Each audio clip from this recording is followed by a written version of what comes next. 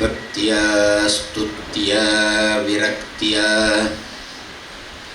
ಭಜದಮಲ ಜನ ಔನ್ನತ್ಯ ಭೂತಿ ಅರ್ಪಕಾಯ ಕ್ಷಿತ್ಯಾಂ ಅತ್ಯಲ್ಪ ಭೃತ್ಯೇಷ್ವಪಿ ಕುಜನಕೃತ ಔದ್ಧತ್ಯ ಭೂತ್ಯಾಜಕಾಯ ಕರ್ತ್ರೇ ಧರ್ತ್ರೇ ಅಥ ಹರ್ತ್ರೇ ಹಯಮುಖಹರಯೇ ಅಮುತ್ರ ಪಾತ್ರೇ ನಮಸ್ತೆ ತಸ್ಮೈ ಕಸ್ಮೈಚಿತ್ ಅಸ್ಮನ್ ಮನಸಿ ಧೃತಕಥಾ ವಿಸ್ಮೃತೌ ಸ್ಮಾರಕಾಯ ಪರಶ್ವಧ ಧನುರ್ಬಾಣ ಗದಾ ತೀರ್ಥೋಪಶೋಭಿತೆ ಗಿರೌ ಯತ್ರ ಸುತ ಪ್ರೇಮ್ಣಾ ಇವ ಆಸ್ತೆ ನಿತ್ಯಂ ಹರಿಸ್ವಸ ಪವಿತ್ರಂ ಪಾಜಕಕ್ಷೇತ್ರಂ ಕೋ ನ ಸೇವೇತ ಕೋವಿದಃ ಸತ್ಯಲೋಕೇಶ್ವರಃ ಪ್ರಾಣಃ ಯತ್ರ ಅವಾತರತ್ ಉತ್ಸುಕಃ. ಶ್ರೀ ಭಾರತ್ಯೈ ನಮಃ. ಶ್ರೀ ವಾದಿರಾಜ ತೀರ್ಥ ಗುರುಭ್ಯೋ ನಮಃ. ಶ್ರೀ ರಾಘವೇಂದ್ರ ತೀರ್ಥ ಗುರುಭ್ಯೋ ನಮಃ. ಶ್ರೀ ವಿದ್ಯಾಮಾನ್ಯ ತೀರ್ಥ ಗುರುಭ್ಯೋ ನಮಃ. ವೇದಾಂತ ತರ್ಕಾದಿ ವಿದಗ್ಧ ಬುದ್ಧಿಂ ವಿದ್ಯಾ ಪ್ರಸಾರೇ ಅರ್ಪಿತ ಜೀವಿತಂ ಮುದಾ ಕೃಷ್ಣಪ್ರಿಯಂ ಧೀರಂ ಅದೀನ ಭಾಷಣಂ ನಮಾಮಿ ಉದಾರಂ ವಿಬುಧೇಶ ಯೋಗಿನಂ. ಶ್ರೀ ಗುರುಭ್ಯೋ ನಮಃ. ಜನ್ಮಾದಿ ಅಸ್ಯ ಯತಃ ಅನ್ವಯಾತ್ ಇತರತಃ ಚ ಅರ್ಥೇಷು ಅಭಿಜ್ಞಃ ಸ್ವರಾಟ್ ತೇನೇ ಬ್ರಹ್ಮ ಹೃದಯ ಆದಿಕವಯೇ ಮುಷ್ಯಂತಿಯಂ ಸೂರಯಃ ತೇಜೋವಾರಿಮೃದಾಂ ಯಥಾ ವಿನಿಮಯಃ ಯತ್ರ ತ್ರಿಸರ್ಗಃ ಮೃಷಾ ಧಾಮ್ನಾ ಸ್ವೇನ ಸದಾ ನಿರಸ್ತಕುಹಕಂ ಸತ್ಯಂ ಪರಂ ಧೀಮಹಿ. ಶ್ರೀ ಗುರುಭ್ಯೋ ನಮಃ.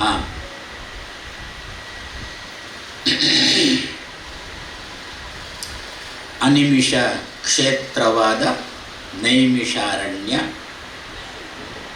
ಸೂತ ಶೌನಕರ ಸಂವಾದ ರೂಪದಲ್ಲಿ ಭಾಗವತ ಕಥೆ ಆರಂಭ ಆಗಿದೆ. ನೈಮಿಷ ಅಂತ ಹೆಸರು ಬರಲಿಕ್ಕೆ ತುಂಬ ಕಾರಣ ಕೊಡ್ತಾರೆ.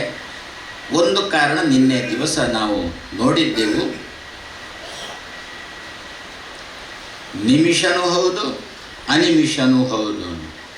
ಒಬ್ಬನೇ ವ್ಯಕ್ತಿ ನಿಮಿಷನೂ ಆಗಬೇಕು, ಅನಿಮಿಷನೂ ಆಗಬೇಕು.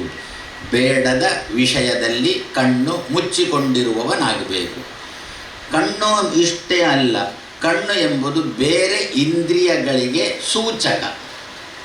ಅಂದರೆ ಕಣ್ಣು ಪ್ರಧಾನ ಆಗಿದೆ, ಆದ್ದರಿಂದ ಕಣ್ಣಿನ ಬಗ್ಗೆ ಹೇಳ್ತೇವೆ. ನಮಗೆ ಸಂಬಂಧಪಟ್ಟ ವಿಷಯದ ಏನಾದರೂ ಪ್ರಸಂಗ ಬಂತು ಅಂತಂದರೆ ಏನು ಮಾತಾಡೋದು ಅಷ್ಟೇ ತಾನೆ, ಮತ್ತೇನು. ಇಬ್ಬರು ಸೇರಿದ್ರು ಅಂತಂದರೆ ಮಾತಾಡೋದು ಮೂರನೇ ವ್ಯಕ್ತಿ ಬಗ್ಗೆ. ಅಂಥ ಸ್ಥಳದಲ್ಲಿ ನಾವು ಇದ್ದೇವೆ ಅಂತ ನಮಗೆ ಸಂಬಂಧಪಟ್ಟ ವಿಷಯ ಅಲ್ಲ, ಹೌದಾ? ಹಾಗಾದರೆ ನಿಮಿಷರಾಗೋಣ. ಕಿವಿಯನ್ನು ಆ ಸಂದರ್ಭದಲ್ಲಿ ಮುಚ್ಚಿಬಿಡೋಣ. ದೇವರ ವಿಷಯ ಯಾರಾದರೂ ಹೇಳ್ತಾನೋ ಅನಿಮಿಷರಾಗೋಣ.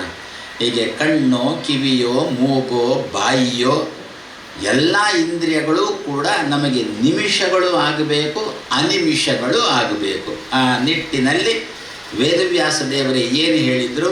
ನೈಮಿಷೇ ಅನಿಮಿಷ ಕ್ಷೇತ್ರೇ ಅಂತಂದು. ಅದೇ ಬ್ರಹ್ಮದೇವರು ತಾನು ಸಂದರ್ಭದಲ್ಲಿ ತನ್ನ ಚಕ್ರವನ್ನು ಕಳಿಸಿಕೊಟ್ಟಾಗ ಋಷಿಗಳು ಒಂದು ಸಂದರ್ಭದಲ್ಲಿ ಒಳ್ಳೆಯ ಅಧ್ಯಾಪಕ ಬೇಕು ಅಂತ ಹೋಗಿದ್ದರು. ಮತ್ತೊಂದು ಅಧ್ಯಾಪಕ ಸಿಕ್ಕಿದ್ರು.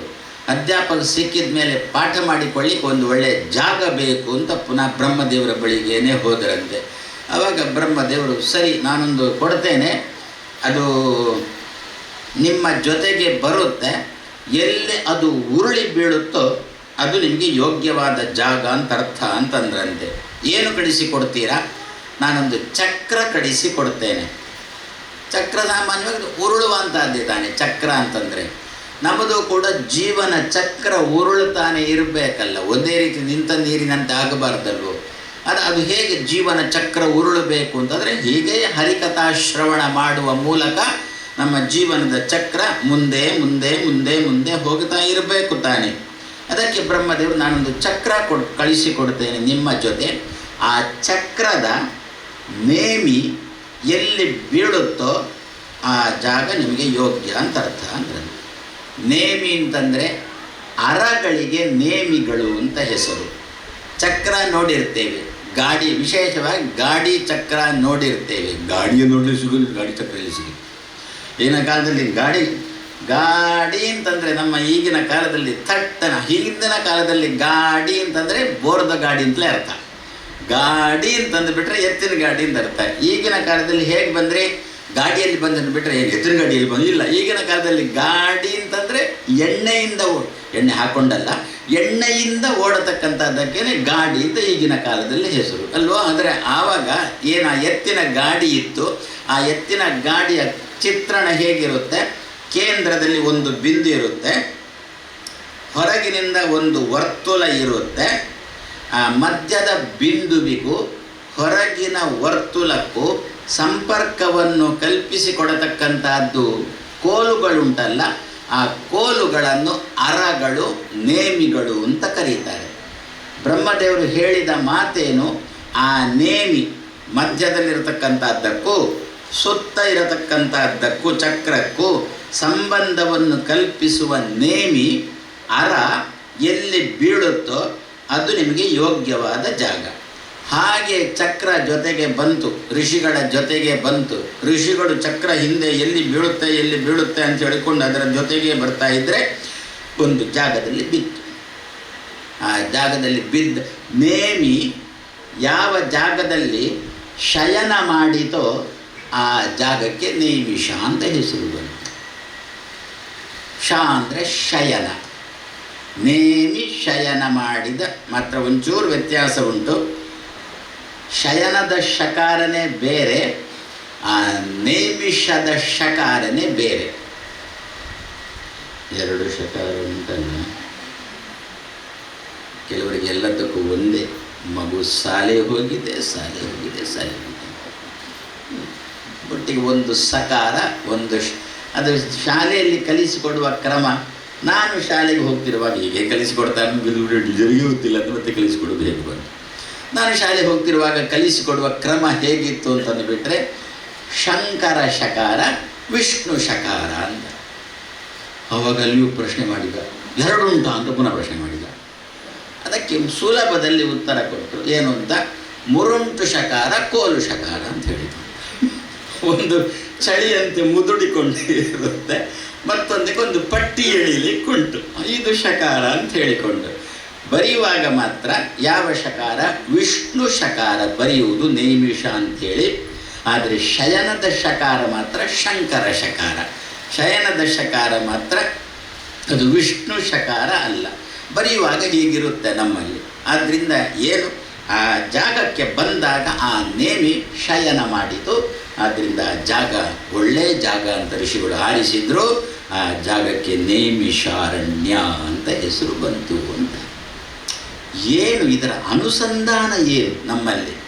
ಈಗ ಕತೆ ಹೌದು, ಒಂದೊಂದು ಕತೆ ಅಂದ್ರೂ ನಮಗೆ ಜೀವನದಲ್ಲಿ ಏನಾದರೂ ಒಂದು ಸಂದೇಶದಂತೆ ಸಿಗಬೇಕು. ಬರೀ ಕತೆ ಕೇಳೋದು ಮುಗಿಸ್ಕೊಂಡು ಹೋಗುವುದು ಅಂತ ಅಷ್ಟೇ ಆಗಕೂಡದು. ಏನು ಕಥೆಯ ಸಂದೇಶ? ಈ ಚಕ್ರ ಉಂಟಲ್ಲ, ಮಧ್ಯದಲ್ಲಿ ಒಂದು ಬಿಂದು, ಹೊರಗಿನಿಂದ ಒಂದು ವರ್ತುಲ, ಅದಕ್ಕೆ ಸಂಬಂಧಪಟ್ಟು ಅರಗಳು, ನೇಮಿಗಳು. ಆ ಮಧ್ಯದ ಬಿಂದು ಉಂಟಲ್ಲ, ಅದು ಜೀವ ಅಂತ ಚಿಂತನೆ ಮಾಡೋಣ. ಮಧ್ಯದಲ್ಲಿರತಕ್ಕಂಥ ಅದನ್ನು ಜೀವ ಅಂತ ಚಿಂತನೆ ಮಾಡೋಣ. ಹೊರಗೆ ಒಂದು ರೌಂಡ್ ಉಂಟಲ್ಲ, ಹೊರಗೊಂದು ವರ್ತುಲ ಉಂಟಲ್ಲ, ಉರುಟು ಉಂಟಲ್ಲ ಮರದ್ದು, ಅದನ್ನು ವಿಷಯದ ಪದಾರ್ಥಗಳು ಅಂತ ಚಿಂತನೆ ಮಾಡೋಣ.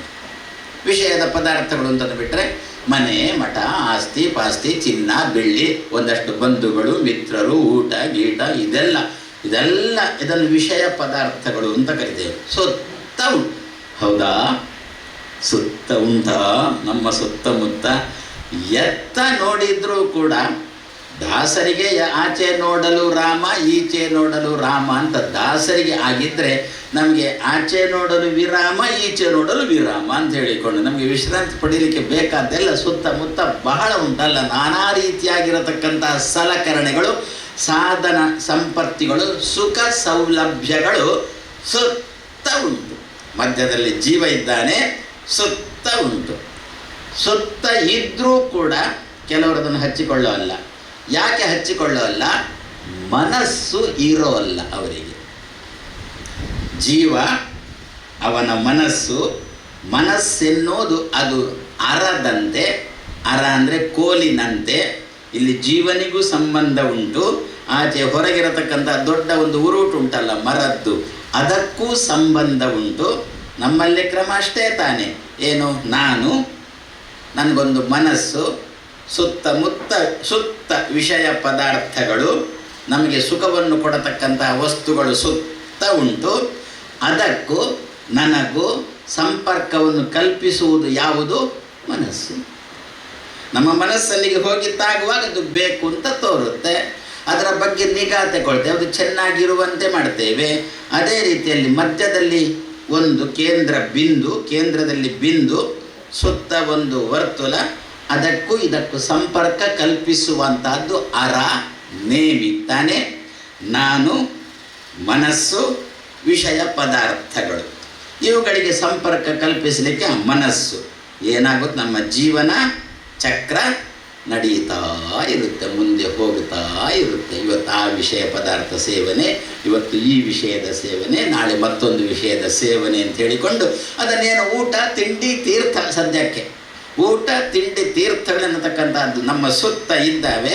ಅದನ್ನು ಸೇವಿಸಿಕೊಳ್ಳುವುದರಿಂದ ತಾನೇ ಇವತ್ತಿನ ದಿನ ಮುಗಿಯಿತು, ಇನ್ನು ನಾಳೆದ್ದು ಮುಗಿಯಿತು, ನಾಡದ್ದು. ಹಾಗಾದರೆ ಜೀವನದ ಚಕ್ರ ಮುಂದೆ ಹೋಗಬೇಕು ಅಂತಾದರೆ ಸುತ್ತ ವಸ್ತುಗಳು ದೇವರು ಅದಕ್ಕೆ ಮಾಡಿದ್ದಂತೆ. ಮೊದಲು ಇದನ್ನೆಲ್ಲ ಸೃಷ್ಟಿ ಮಾಡಿದಂತೆ. ಈ ವಿಷಯ ಪದಾರ್ಥಗಳನ್ನೆಲ್ಲ ದೇವರು ಮೊದಲು ಸೃಷ್ಟಿ ಮಾಡಿದ, ಆಮೇಲೆ ಇದನ್ನು ಅನುಭವಿಸಲಿಕ್ಕೆ ಬೇಕಾಗಿರತಕ್ಕಂತಹ ಮಾನವನನ್ನು ಸೃಷ್ಟಿ ಮಾಡಿದಂತೆ. ಸೃಷ್ಟಿ ಮಾಡಿಕೊಟ್ಟ, ನಾನೆಲ್ಲ ಬೇಕಾದ ವ್ಯವಸ್ಥೆ ಮಾಡಿದ್ದೇನೆ, ಇದನ್ನು ಅನುಭವಿಸು ನೀನು ಅಂತ ಹೇಳಿಕೊಂಡು ಅವ ಜೀರ್ಣಕ್ಕೆ ಬಾರದಷ್ಟು ಅನುಭವಿಸಲಿಕ್ಕೆ ಶುರು ಮಾಡಿದ. ಆವಾಗ ಮುಂದೆ ನರಸಿಂಹನಿಗೂ ಪ್ರಹ್ಲಾದನಿಗೂ ಇದೇ ರೀತಿಯಲ್ಲಿ ಒಂದು ಸಂಭಾಷಣೆ ನಡೆಯುತ್ತೆ ಈ ವಿಷಯದಲ್ಲೇ. ಸಪ್ತಮ ಸ್ಕಂದದ ಕಥೆಯನ್ನು ಚೂರು ಈಗಲೇ ಹೇಳಿಬಿಡ್ತೆ. ನಾನು ಮೊದಲೇ ಲಕ್ಷ್ಮೀನಾರಾಯಣನ ಹತ್ರ ಹೇಳಿದ್ದೆ ಏನು ಅಂತ, ನನಗೆ ಅಷ್ಟು 12 ಸ್ಕಂದ ಭಾಗವತವನ್ನು ಹೇಳಲಿಕ್ಕೆ ನನ್ನಿಂದ ಸಾಧ್ಯ ಆಗೋಲ್ಲ ಅಂತ ಹೇಳಿದ್ದೆ. ಯಾಕೆ ಅವರು ತಮಾಷೆಗೆ ಅಂದರು, ಈ ಪಂಡದ ಕೇಳೋಡದ ಅಂತ. ತಮಾಷೆ ಅಂದರೆ ನಮ್ಮಲ್ಲಿ ಅಷ್ಟೊತ್ತು ಕೇಳುವವರು ಇಲ್ಲ, ಹೇಳುವವರು ಇಲ್ಲ. ಮತ್ತು ಹೇಗೆ ನಾನಂದೆ, ಯಾವುದೋ ಒಂದು ಭಾಗ ಹಿಡ್ಕೊಂಡು ಅದನ್ನು ನನಗೆ ಸಾಧ್ಯ ಆದಷ್ಟು ಯಥಾಶಕ್ತಿ ಹೇಳ್ತೇನೆ, ಅಲ್ಲಿ ಏನಾದರೂ ಸಂದೇಶಗಳಂತೆ ಇದ್ದರೆ ಅದನ್ನು ಕೊಡ್ತೇನೆ ಅಂತ ಹೇಳಿದ್ದೆ. ಆಯಿತು, ನಿಮ್ಮ ಬಾಯಿಯಿಂದ ಮನೆಯಲ್ಲಿ ಭಾಗವತ 4 ಅಕ್ಷರ ಬಂದರೆ ಸಾಕು ಅಂತ ಅಭಿಮಾನದಿಂದ ಅಂದಿದ್ದಾರೆ. ಅದರಿಂದ ಅಲ್ಲಲ್ಲಿ ಏನಿಕತ್ತಿರಲೆಕ್ಕ ಅಲ್ಲಲ್ಲಿ ಸ್ವಲ್ಪ ಅಲ್ಲಿದ್ದು ಇಲ್ಲಿದ್ದೆಲ್ಲ ಹೆಕ್ಕಿಕೊಂಡು ಒಟ್ಟಿಗೆ ಮಾಡಿಕೊಂಡು ಹೋಗೋಣ. ಸಪ್ತಮ ಸ್ಕಂದಳೊಂದು ಮಾತು ಬರುತ್ತೆ. ನರಸಿಂಹನಿಗೂ ಪ್ರಹ್ಲಾದನಿಗೂ ಸಂಭಾಷಣೆ ಎಲ್ಲ ಆಯಿತು. ಹಿರಣ್ಯಕಶಿಪುವನ್ನು ಕೊಂದಾದ ಮೇಲೆ ನರಸಿಂಹ ಕೇಳ್ತಾನೆ ಅಂತೆ ಪ್ರಹ್ಲಾದನ ಹತ್ರ, ಏನು ಬೇಕೋ ಕೇಳು ಅಂತ. ವರಂ ವರಯ ಭದ್ರಂತೆ ಅಂತ ಒಂದು ಮಾತು ಬರುತ್ತೆ ಅಲ್ಲಿ. ಹೇಳು ಭದ್ರ, ಹೇಳು ಮಂಗಳಕರನೇ, ಏನಾದರೂ ವರ ಬೇಕಿದ್ದರೆ ಕೇಳು, ವರಂ ವರಯ, ವರವನ್ನು ಕೇಳು ಅಂತ ಹೇಳಿಕೊಂಡು. ಪ್ರಹ್ಲಾದನಿಗೆ ಸಿಟ್ಟೇ ಬಂತಂತೆ. ನನ್ನ ಹತ್ರ ನೀನು ಕೇಳ್ತಾ ಇರುವುದಾ? ನೀನೇ ನನ್ನನ್ನು ಲೌಕಿಕಕ್ಕೆ ತಳ್ತಾ ಇದ್ದೀಯಾ ಅಂದಂತೆ. ದೇವರ ಕ್ರಮ ಏನು? ಲೌಕಿಕಕ್ಕೆ ಬಿದ್ದವರನ್ನು ಎಳ್ಕೊಳ್ಳೋದು ದೇವರ ಕ್ರಮ. ಆದರೆ ನರಸಿಂಹ ಏನು ಮಾಡಿದ ಅಂತಂದರೆ, ಪ್ರಹ್ಲಾದನಲ್ಲಿ ವರವನ್ನು ಕೇಳು ಅಂತ ಹೇಳುವ ಮೂಲಕ ಲೌಕಿಕಕ್ಕೆ, ಸಂಸಾರಕ್ಕೆ ನೀನೇ ನನ್ನನ್ನು ತಳ್ತಾ ಇದ್ದೀಯ. ನರಸಿಂಹ ಅಂದ ಅಂತೆ, ನಾನು ಕೇಳಿ ನಿನಗೆ ಅರ್ಥ ಆಗಿಲ್ಲ ಅಂದರೆ ನಾನು ತಲೆ ಚಚ್ಚಿಕೊಂಡು ಏನು ಮಾಡೋದು? ಮತ್ತು ನೀನೇ ಕೇಳಿದ್ದಲ್ವ ವರವನ್ನು ಕೇಳು ಅಂತ, ನೀನೇ ಹೇಳಿದ್ದಲ್ವ. ನಾನು ಏನು ಕೇಳಿದ್ದು? ವರವನ್ನು ಕೇಳು ಅಂತ ನಾನು ಹೇಳಿದ್ದು, ಲೌಕಿಕವನ್ನು ಕೇಳು ಅಂತ ನಾನು ಹೇಳಲಿಲ್ಲ. ವರ ಶಬ್ದಕ್ಕೆ ಅರ್ಥ ಏನು? ಶ್ರೇಷ್ಠ ಅಂತ ಅರ್ಥನ? ವರ ಶಬ್ದಕ್ಕೆ ಉತ್ತಮ ಅಂತ ಅರ್ಥ ಉಂಟಾ?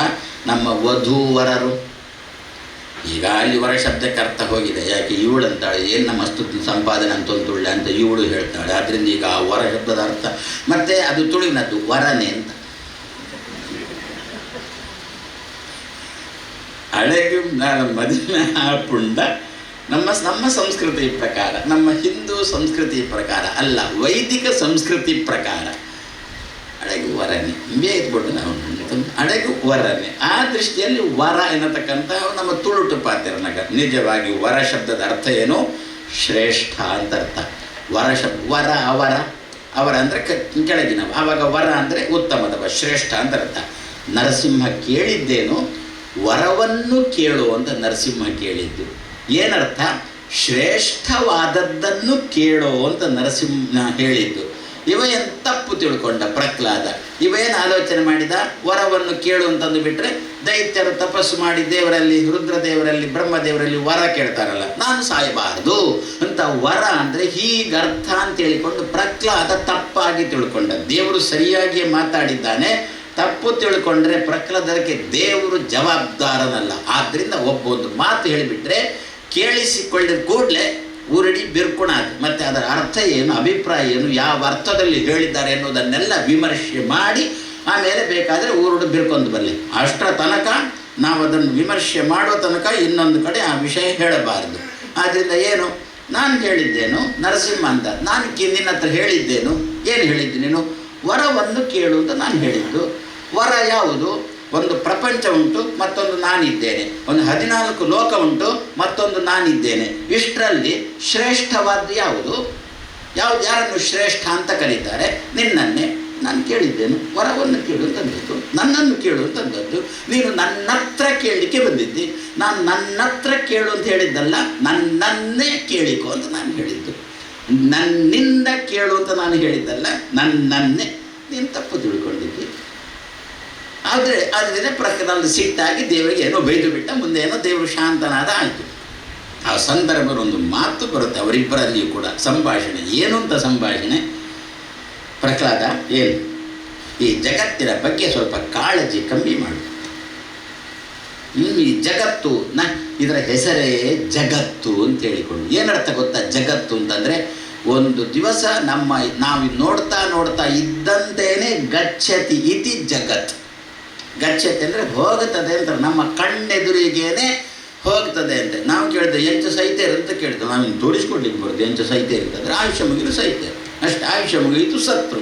ಹಾಗಾದರೆ ಅವರು ಸತ್ರು, ಇವರು ಸತ್ರು, ನಾಳೆ ಹುಟ್ಟಿದ್ರು, ನಾಡ್ದು ಬದುಕಿದ್ರು ಅಂತ ಇದೆಲ್ಲ ಈ ಜಗತ್ತುಂಟಲ್ಲ ನಮ್ಮ ಕಣ್ಣೆದುರಿಗೆ ಹೋಗುವುದರಿಂದ ಇದನ್ನು ಈ ಸಂದರ್ಭ ಮಾತು ಅಂದು ಬಿಡ್ತೇನೆ. ಯಾಕೆಂದರೆ ಬರೇ ಭಾಗವತ ಅಂತಂದುಬಿಟ್ರೆ ನಮಗೆ ಆಚಾರ್ಯ ಮಧ್ವರ ಮಾತು ಕೂಡ ಇದರ ಮಧ್ಯೆ ಬರಬೇಕು. ಆವಾಗ ಮಾತ್ರ ಉದ್ನೆಟಿಗೆ ಒಗ್ಗರಣೆ ಕೊಡ್ಲಿಕ್ಕಾಗ.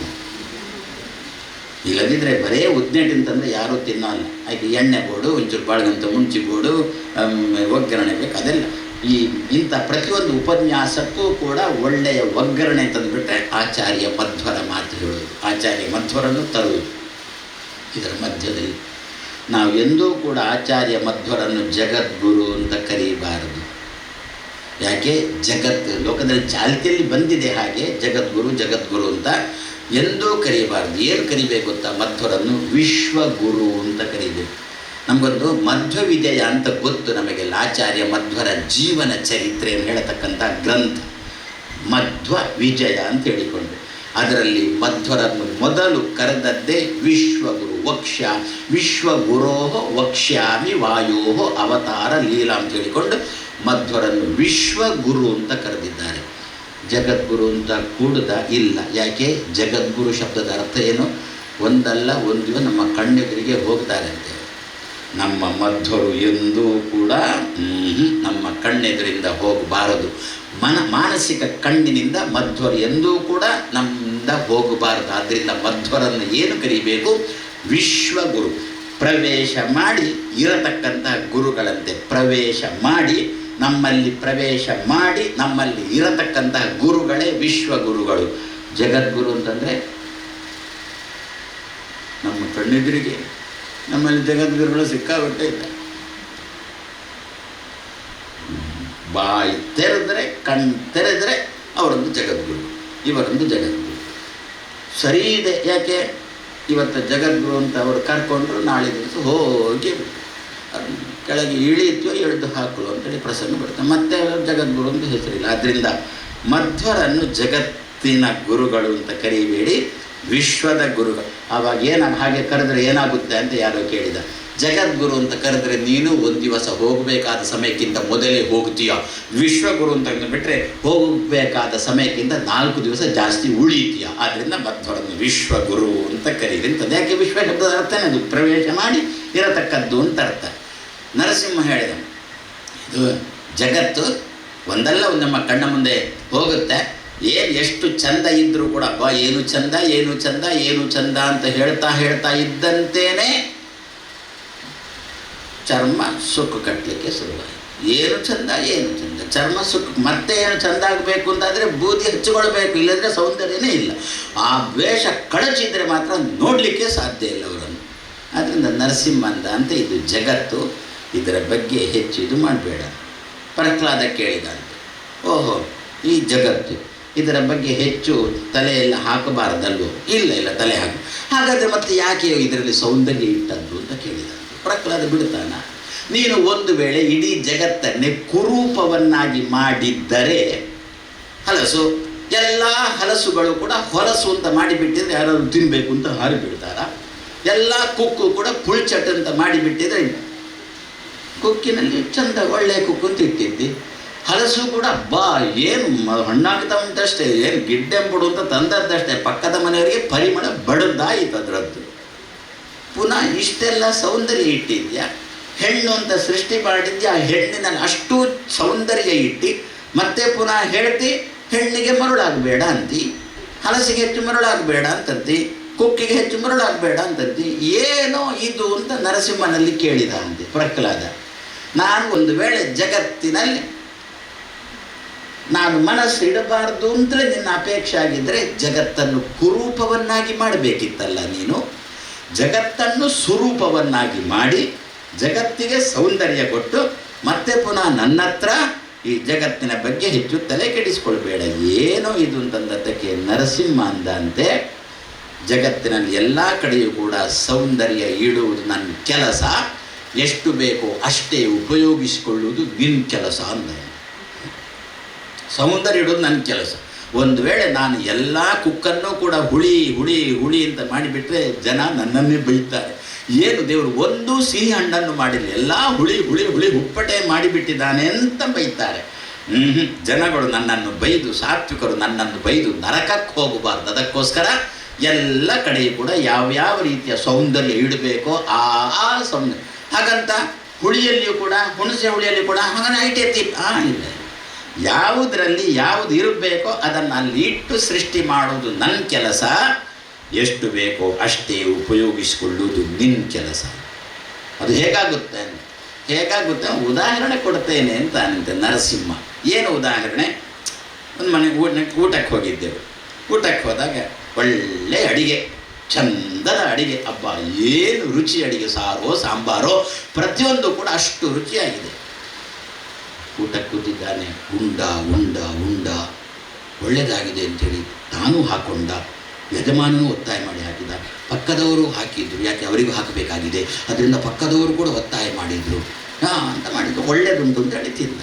ಮನೆಗೆ ಬಂದು ಹೊಟ್ಟೆ ಮೇಲೆ ಕೈ ಇಟ್ಟುಕೊಂಡು ಅಡುಗೆಯವರನ್ನು ಬೈಲಿಕ್ಕೆ ಶುರು ಮಾಡಿ. ಯಾಕೆ ಅಕ್ಕಳು ಆತು ಲಾಯಕ್ ಅಟ್ಲ ಅಂತ್ನೆತ್ತಾವರತ ಏನೀತು ಉಣಡಾತು ಬತ್ತನ ಅಂತ. ಅವರು ಅಷ್ಟು ಚೆನ್ನಾಗಿ ಅಡಿಗೆ ಮಾಡಿದ್ದಕ್ಕಲ್ವೋ ನಾನು ಇಷ್ಟು ಊಟ ಮಾಡುವ ಪ್ರಸಂಗ ಬಂದದ್ದು. ಒಂದು ವೇಳೆ ಅವರು ಅಡಿಗೆಯನ್ನೇ ಸ್ವಲ್ಪ ಕೆಟ್ಟದಾಗಿ ಮಾಡಿದ್ದರೆ, ಸಾರಿಗೆ ಒಂದಷ್ಟು ಉಪ್ಪು ಹಾಕಿದ್ದರೆ, ಕೊದ್ದೆಲೆಗೆ ಉಪ್ಪೇ ಹಾಕದೇ ಇರ್ತಿದ್ರೆ, ಮತ್ತೊಂದಕ್ಕೆ ಪರಮಾನ್ನಕ್ಕೊಂದು ಒಗ್ಗರಣೆ ಹಾಕಿರ್ತಿದ್ರೆ ಇಷ್ಟು ಉಣ್ಣತಕ್ಕಂಥ ತಿನ್ನತಕ್ಕಂಥ ಪ್ರಸಂಗ ಬರ್ತಿತ್ತ? ಹಾಗಾದರೆ ಯಾರ ತಪ್ಪು? ಅಡಿಗೆಯವರದು ತಪ್ಪು. ಹೌದಾ? ಯಾರಾದರೂ ಹಾಗೆ ಹೇಳ್ತಾರಾ? ಮತ್ತು ಅಡಿಗೆಯವನ ಕೆಲಸ ಅಡಿಗೆ ಒಳ್ಳೆಯದು ಮಾಡುವುದು, ಉಣ್ಣುವವನ ಕೆಲಸ ಅಜೀರ್ಣ ಆಗದ ರೀತಿಯಲ್ಲಿ ಉಣ್ಣುವುದು. ಆದ್ದರಿಂದ ಹೊಟ್ಟೆ ನೋವು ಬಂತು ಅಂತ ಹೇಳಿಕೊಂಡು, ತುಂಬ ಉಂಡದ್ದರಿಂದ ಹೊಟ್ಟೆ ನೋವು ಬಂತು ಅಂತ ಹೇಳಿಕೊಂಡು ಅಡಿಗೆಯವರನ್ನು ಹೇಗೆ ಲೋಕದಲ್ಲಿ ಯಾರೂ ಬೈಯುವುದಿಲ್ಲವೋ ಅದೇ ರೀತಿಯಲ್ಲಿ ಜಗತ್ತಿನಲ್ಲಿ ಸೌಂದರ್ಯ ಇಟ್ಟತಕ್ಕಂಥ ನನ್ನನ್ನು ಪ್ರಹ್ಲಾದ ಬೈಬೇಡ, ಅದನ್ನು ಉಪಯೋಗಿಸಿಕೊಳ್ಳತಕ್ಕಂಥ ನೀನೇ ಎಚ್ಚರಿಕೆಯಿಂದ ಎಷ್ಟು ಬೇಕು ಅಷ್ಟು ಮಾತ್ರ ಉಪಯೋಗಿಸು ಅಂತ ಹೇಳಿಕೊಂಡು ಜಗತ್ತಿನ ಬಗ್ಗೆ ನರಸಿಂಹ ಮತ್ತು ಪ್ರಹ್ಲಾದರ ನಡುವೆ ನಡೆದಿರತಕ್ಕಂಥ ಸಂಭಾಷಣೆ. ಹೌದು ಅಂತ ತೋರುತ್ತಲ್ವೋ ನಮಗೆಲ್ಲ. ನಾವು ಯಾರು ಕೂಡ ಅಡಿಗೆಯವರನ್ನು ಬೈಯುವುದಿಲ್ಲಲ್ಲ. ಮನೆಗೆ ಹೋಗಿ ನಾವು ಹೊಟ್ಟೆ ಮೇಲೆ ಕೈ ಇಟ್ಟುಕೊಂಡು ಅಶನ ಜಾಸ್ತಿ ನೀವು ವಾಂತಿ ಬರೋದು ಅಂತಂದರೆ ಅಮ್ಮ ಮೊದಲು ಹೇಳುವುದು ಜೇಗಾತು ಉಂಡು ಸಾಯ್ತಾ ಅಂತ ಹೇಳಿ. ಯಾಕೆ ಅಷ್ಟು ತಿಂದು ಸಾಯ್ತೀಯ ಅಂತಲೇ ಅಮ್ಮ ಬೈಯುವುದು ಹೊರತು ಹೌದಾ ಅವ್ರು ಅಷ್ಟು ಅಡುಗೆ ಒಳ್ಳೇದು ಯಾಕೆ ಮಾಡಿದ್ರು ಅಂತ ಯಾರು ಬೈಯೋಲ್ಲ. ಇದು ನರಸಿಂಹ ಮತ್ತು ಪ್ರಹ್ಲಾದರ ಸಂಭಾಷಣೆಯಿಂದ ಬಂದಿರತಕ್ಕಂಥ ಸಂದೇಶ ನಮಗೆ ಜೀವನಕ್ಕೆ. ಹಾಗಾದರೆ ಆ ಚಕ್ರದ ಮಧ್ಯದ ನಾಭಿಯಲ್ಲಿ ಇರತಕ್ಕಂಥವನು ಜೀವ, ಸುತ್ತ ಇರತಕ್ಕಂಥದ್ದು ವಿಷಯ ಪದಾರ್ಥಗಳು ಚೆನ್ನಾಗಿದೆ. ವಿಷಯ ಪದಾರ್ಥಗಳು ಆ ಸುತ್ತ ಉರುಟು ಚಕ್ರ, ಮರದ ಚಕ್ರ ಚೆನ್ನಾಗಿದೆ. ಅದಕ್ಕೂ ಜೀವನಿಗೂ ಸಂಪರ್ಕ ಕಲ್ಪಿಸತಕ್ಕಂತಹ ಮನಸ್ಸೆಂಬ ಅರಗಳು ಉಂಟು.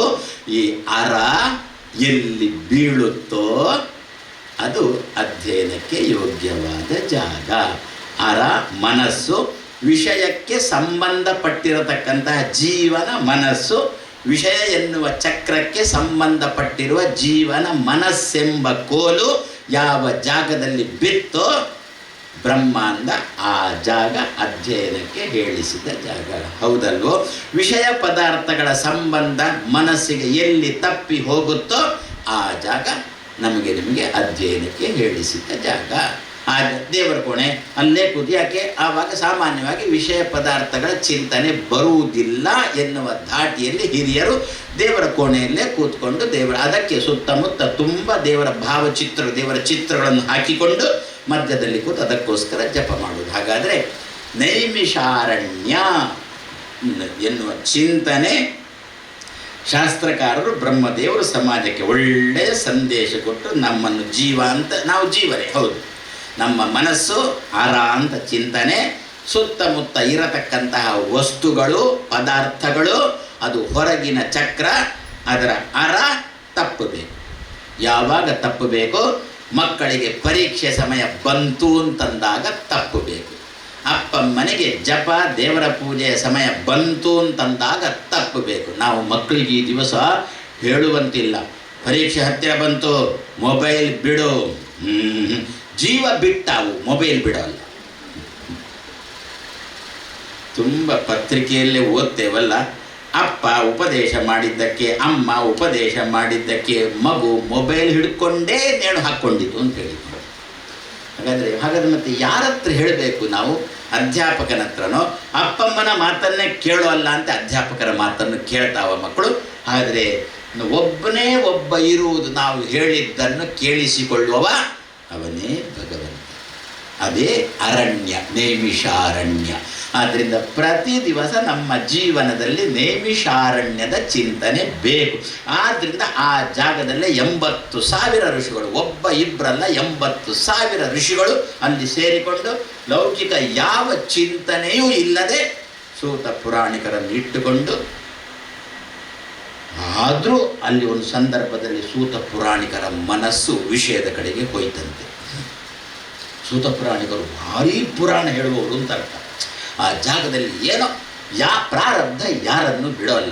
ಆ ಪ್ರಾರಬ್ಧ ಬೆಳೀತು ಅಂತಂದಾಗ ಎಂತಹ ಪ್ರಸಂಗನೇ ಆಗಲಿ ನಮ್ಮನ್ನು ತಪ್ಪಿಸುವುದೇ ಖಂಡಿತ. ಭಗವಂತನ ಸಂಕಲ್ಪನೆ ಹಾಗೆ. ಸೂತ ಪುರಾಣಿಕರಿಗೂ ಕೂಡ ಒಂದು ಸಂದರ್ಭದಲ್ಲಿ ಮನಸ್ಸು ಆ ಜಾಗದಲ್ಲಿ ಇದ್ದು ಪುರಾಣ ಹೇಳ್ತಾ ಇದ್ದರೂ ಕೂಡ ಅವರ ಮನಸ್ಸು ಹೋಯಿತು, ಚಕ್ರದ ಕಡೆಗೆ ಹೋಯಿತು, ವಿಷಯದ ಕಡೆಗೆ ಹೋಯಿತು. ಅಂದರೆ ವಿಷಯದ ಕಡೆಗೆ ಹೋಯಿತು ಅಂತಂದರೆ ಬಲರಾಮ ದೇವರು ಅಲ್ಲಿಗೆ ಬಂದರಂತೆ. ಆ ಜಾಗಕ್ಕೆ ಪುರಾಣ ನಡೀತಾ ಜಾಗಕ್ಕೆ ಬಲರಾಮ ದೇವರು ಬಂದರಂತೆ, ಶೇಷದೇವರು ಬಂದರಂತೆ. ಹೇಗೆ ಪಾಠ ಮಾಡ್ತಾರೆ ಅಂತ ನೋಡಲಿಕ್ಕೆ, ಅಧ್ಯಾಪಕರು ಪಾಠ ಮಾಡುವುದನ್ನು ನೋಡಲಿಕ್ಕೆ ಮುಖ್ಯೋಪಾಧ್ಯಾಯ ಬರ್ತಾನಲ್ಲ, ಅದೇ ರೀತಿಯಲ್ಲಿ ಮುಖ್ಯೋಪಾಧ್ಯಾಯನ ಸ್ಥಾನದಲ್ಲಿರತಕ್ಕಂಥ ಬಲರಾಮ ಆ ಜಾಗಕ್ಕೆ ಬಂದರೆ ಸೂತ ಪುರಾಣಿಕರ ತಲೆ ಎಲ್ಲಿತ್ತು ಗೊತ್ತಾ? ನಾನು ಪುರಾಣ ಹೇಳ್ತಾ ಇದ್ದೇನೆ, ಆದ್ದರಿಂದ ಬಲರಾಮ ಬಂದರೂ ಕೂಡ ನಾನು ಹೇಳಬೇಕಾಗಿಲ್ಲ ಎನ್ನುವುದು ತಲೆಗೆ ಬಂತು. ತನ್ನ ದೊಡ್ಡಸ್ತಿಕೆಯ ಬಗ್ಗೆ ತಲೆಗೆ ಹೋಯಿತು, ತನ್ನ ಮನಸ್ಸು ಅಲ್ಲಿಗೆ ಹೋಯಿತು. ತನ್ನ ದೊಡ್ಡತನದ ಬಗ್ಗೆ ನಾನು ತುಂಬ ತಿಳಿದವ, ತುಂಬ ಪುರಾಣ ತಿಳಿದವ ನಾನು. ಬರ್ತಾರೆ, ಹೌದು ಬಲರಾಮ ಬರ್ತಾರೆ ಹೋಗ್ತಾರೆ ಅಂತ ಹೇಳಿಕೊಂಡು ಎದ್ದಿಲ್ಲ. ಶಿಕ್ಷೆ ಏನು? ಬಲರಾಮ ದೇವರು ಹಿಂದೆ ಮುಂದೆ ನೋಡಿಲ್ಲ. ತನ್ನ ಕೈಯಲ್ಲಿದ್ದಂತಹ ಒನಕೆ ಉಂಟಲ್ಲ, ಒನಕೆಯಲ್ಲಿ ಸೂತ ಪುರಾಣಿಗಳು ಬಡದೇ ಬಿಟ್ಟರು. ನಮಗೇನೋ ನೋಡುವಾಗ ಚಿಕ್ಕ ತಪ್ಪು ಅಂತ ತೋರಬಹುದು, ಆದರೆ ಬಹಳ ದೊಡ್ಡ ತಪ್ಪು ಅಂತಾರೆ. ನಮ್ಮ ಮನೆಗೆ ದೊಡ್ಡವರು ಬಂದರು ಅಂತಂದರೆ ನಾವು ಎದ್ದು ನಿಲ್ಲಬೇಕು. ನಮ್ಮ ಮನೆಗೆ ಅತಿಥಿಗಳು ಬಂದರು ಅಂತಂದರೆ ನಾವು ಎದ್ದು ನಿಂತು ಸ್ವಾಗತ ಮಾಡಬೇಕು. ಯಾಕೆ? ಅತಿಥಿ ಬಂದ ಅಂತಂದರೆ ಭಗವಂತನೇ ಆ ರೂಪದಲ್ಲಿ ನಮ್ಮ ಮನೆಗೆ ಬಂದ ಅಂತ ಅರ್ಥ ಅಂತ. ಆದರೆ ನಾವು ಎದ್ದು ತರಗತಿಯಲ್ಲಿ ಅಧ್ಯಾಪಕ ಪ್ರವೇಶ ಮಾಡಿದಾಗ ವಿದ್ಯಾರ್ಥಿಗಳು ಮಕ್ಕಳು ಎದ್ದು ನಿಲ್ಲುವುದಿಲ್ವಾ? ಯಾಕೆ ಎದ್ದು ನಿಲ್ತಾರೆ? ತುಂಬ ತಿಳಿದವರು ಅಧ್ಯಾಪಕರು ಬರ್ತಾರೆ ಅಲ್ಲ. ಮತ್ತೆ ಎದ್ದು ನಿಲ್ಲಿಲ್ಲ ಅಂದರೆ ಅಧ್ಯಾಪಕ ಗ್ರಹಚಾರ ಮಾರ್ಕು ಕೊಡೋಲ್ಲ. ನಿಜವಾಗಿ ಹಿಂದಿನ ಕ್ರಮ ಹೇಗಿತ್ತು ಅಂತಂದುಬಿಟ್ರೆ, ಅಧ್ಯಾಪಕ ತುಂಬ ತಿಳಿದವ ಅಂಥೇಳಿ ಒಬ್ಬ ಬರುವಾಗ ಮಕ್ಕಳಲ್ಲಿ ಮಹಾಭಾರತದಲ್ಲಿ ಇದರ ಬಗ್ಗೆನೇ ಒಂದು ಮಾತು ಬರುತ್ತೆ. ಧೃತರಾಷ್ಟ್ರ ಕೇಳ್ತಾನೆ ವಿದುರನ ಹತ್ರ, ಅದು ಯಾಕೋ ವಿದುರ ಏನು ಆ ದೊಡ್ಡವರು ಬರುವಾಗ ಚಿಕ್ಕವರು ಎದ್ದು ನಿಲ್ಲುವುದು ಯಾಕೋ ಅಂತ ಒಂದು ಪ್ರಶ್ನೆ ಮಾಡಿದ.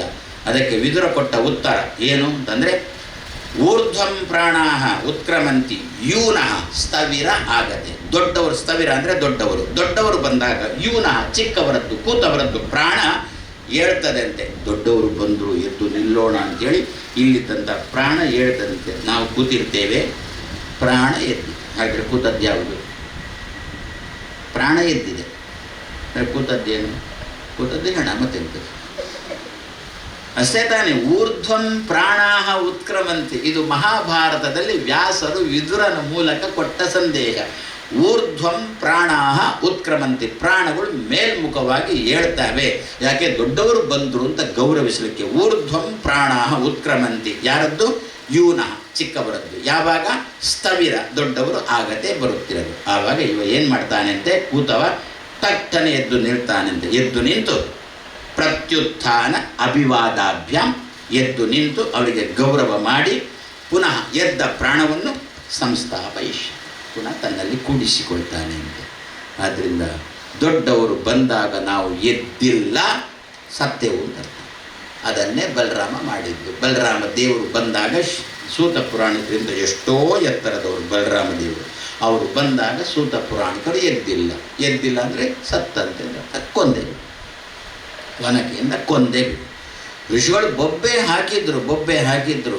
ನಮ್ಮ ಅಧ್ಯಾಪಕರೊಂದು ಹೇಳ್ಕೊಂಡು ಹೋದಿರಲ್ಲ, ಬಲರಾಮ ದೇವರೇ ನಮಗೆ ಮುಂದೆ ಯಾರು ಗತಿ ಅಂತ. ಆವಾಗ ಬಲರಾಮ ದೇವರು, ಏನು ಭಯಪಡಬೇಡಿ, ಅವನದ್ದು ಆಯುಷ್ಯ ಮುಗಿದಿದೆ, ಇದೊಂದು ಕಾರಣ ಅಷ್ಟೇ. ಆದ್ದರಿಂದ ಅವನನ್ನು ಹೋಗಿದ್ದೇನೆ, ಆ ಜಾಗಕ್ಕೆ ಅವನ ಮಗನನ್ನು ಕೂಡಿಸ್ತೇನೆ ಅಂತ ಹೇಳಿಕೊಂಡು ಉಗ್ರಶ್ರವ ಅಂತ ಅವನ ಹೆಸರು. ಅಬ್ಬಾ, ಶ್ರವ ಶಬ್ದಕ್ಕೆ ಕೀರ್ತಿ ಅಂತ ಅರ್ಥ. ಉಗ್ರ ಅಂದರೆ ಭಾರಿ ಅಂತ ಅರ್ಥ. ಭಾರಿ ಕೀರ್ತಿ ಉಳ್ಳವಂತೆ, ಪಾಠ ಪ್ರವಚನದಲ್ಲಿ ತುಂಬ ಕೀರ್ತಿ ಉಳ್ಳವಂತೆ.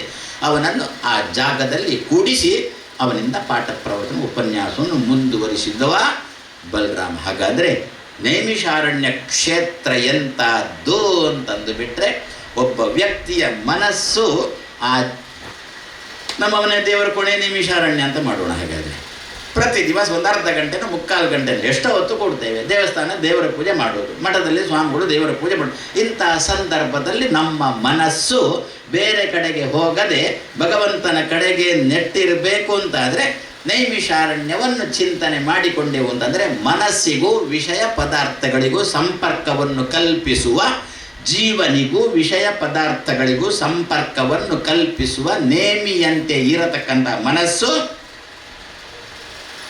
ಆ ವಿಷಯದಲ್ಲಿ, ಲೌಕಿಕ ವಿಷಯದಲ್ಲಿ ಆಗುವಾಗ ಮಲಗಿ ಬಿಡುತ್ತೆ. ನಿಮಿಷ ಆಯಿತು. ದೇವರ ವಿಷಯದಲ್ಲಿ ಮತ್ತೆ ಅದು ಅನಿಮಿಷವನ್ನಾಗಿ ಮಾಡೋಣ. ಇದು ಆ ಜಾಗದ ಮಹತ್ವ ಅಂತಾರೆ. ಹಾಗಾದರೆ ಇದನ್ನು ಪ್ರತಿ ದಿವಸ ನಮ್ಮ ಜೀವನದಲ್ಲಿ ಅನುಸಂಧಾನ ಮಾಡಿಕೊಂಡ್ರೆ ನಮ್ಮ ದೇಶಕ್ಕೂ ಲಾಭ ಉಂಟು. ಏನು ದೇಶಕ್ಕೆ ಲಾಭ? ಅಷ್ಟು ಭಾರಿ ಪುರಾಣ ಪ್ರವಚನ ಮಾಡ್ತಾ ಇದ್ರಲ್ಲ ಸೂತ ಪುರಾಣಿಕರು. ಬಲರಾಮ ದೇವರು ಬಂದರು, ಆ ಜಾಗದಿಂದ ಎಬ್ಬಿಸಿದ್ರು, ಆ ಜಾಗಕ್ಕೆ ಉಗ್ರಶ್ರವ ಎನ್ನುವುದನ್ನು ಕೂಡಿಸಿದ್ರು. ಅವರು ಇನ್ನೂ ಸ್ವಲ್ಪ ತೀಕ್ಷ್ಣ ಅಂತೆ, ಅದೇ ಅವರ ಹೆಸರೇ ಹಾಗೆ ಹೇಳುತ್ತೆ, ಇನ್ನೂ ಸ್ವಲ್ಪ ತೀಕ್ಷ್ಣ ಅಂತೆ. ಹಾಗಾದರೆ ಸೂತ ಪುರಾಣಿಕರ ನಂತರ ಯಾರು ಅಂತ ಪ್ರಶ್ನೆ ಬಂದರೆ ಬಲರಾಮ ದೇವರು ಏನಂದರು? ಉಗ್ರಶ್ರವ ಎನ್ನುವ. ಅವರಿಗಿಂತಲೂ ಸೂತ ಪುರಾಣಿಕರು ಒಂದು ತೂಕ ಜಾಸ್ತಿಯ ಉಗ್ರಶ್ರವ ಅಂತ. ನಮಗೂ ನಿಮಗೂ ಈಗ ತಲೆಯಲ್ಲಿ ಉಂಟಾ ಏನು ಅಂತ? ಮೋದಿ ನಂತರ ಯಾರು ಅಂತ. ಸಹಜವಾಗಿ ದೇಶದ ಬಗ್ಗೆ ಕಾಳಜಿ ಇರುವವನಿಗೆ ಒಳಗಿನಿಂದ ತುಡಿತ ಉಂಟೇ ಉಂಟು. ಇದಕ್ಕಿಂತ ಮೊದಲು ಆಳಿದವರ ಬಗ್ಗೆ ಯಾರಾದರೂ ತಲೆ ಕೆಡಿಸಿಕೊಂಡದ್ದುಂಟ? 70 ವರ್ಷ ಆಯಿತು ಬ್ರಿಟಿಷರು ಹೋಗಿ, ಸ್ವಾತಂತ್ರ್ಯ ಸಿಕ್ಕಿಯಲ್ಲ, ಬ್ರಿಟಿಷರು ಹೋಗಿ 70-75 ವರ್ಷ ಆಯಿತು. ನಾವೇನಾದರೂ ತಲೆ ಕೆಡಿಸಿಕೊಂಡಿದ್ದೇವಾ? ಇಂಥದ್ದು ಈ ಬೋಪು ವರ್ಷ ನುಂಗಿದ ಹೋದ್ಮೇಲೆ ಮತ್ತೆ ಯಾರು ಬರ್ತಾನಪ್ಪ, ಇನ್ನೇನು ನುಂಗುವ ಬರ್ತಾನೆ ಚಿಂತೆ ಏನಿಲ್ಲ. ಭಗವಂತ ಇದ್ದಾನೆ, ಛಲ್ತಾ ಹೇ ಅಂತ ಇಷ್ಟೇ ಚಿಂತನೆ ಇದ್ದು. ಆದರೆ ನಮಗೆ ಈಗ ಬಂದದ್ದು ಮಾತ್ರ ಇವನ ನಂತರ ಯಾರು ಅಂತಂದು ಬಿಟ್ಟರೆ ಮತ್ತೆ ಯಾರು? ಸೂತ ಪುರಾಣಿಕರು ಹೋದರು ಅಂತಂದರೆ ಉಗ್ರಶ್ರವ ಬರುತ್ತೆ. ಉಗ್ರಶ್ರವ ಅಂದರೆ ಮೋದಿ ನಂತರ ಯೋಗಿ ಅಂತ ಅರ್ಥ. ಯಾಕೆ ಅವರು ಉಗ್ರಶ್ರವನೇ, ನಮಗೆಲ್ಲ ಗೊತ್ತು.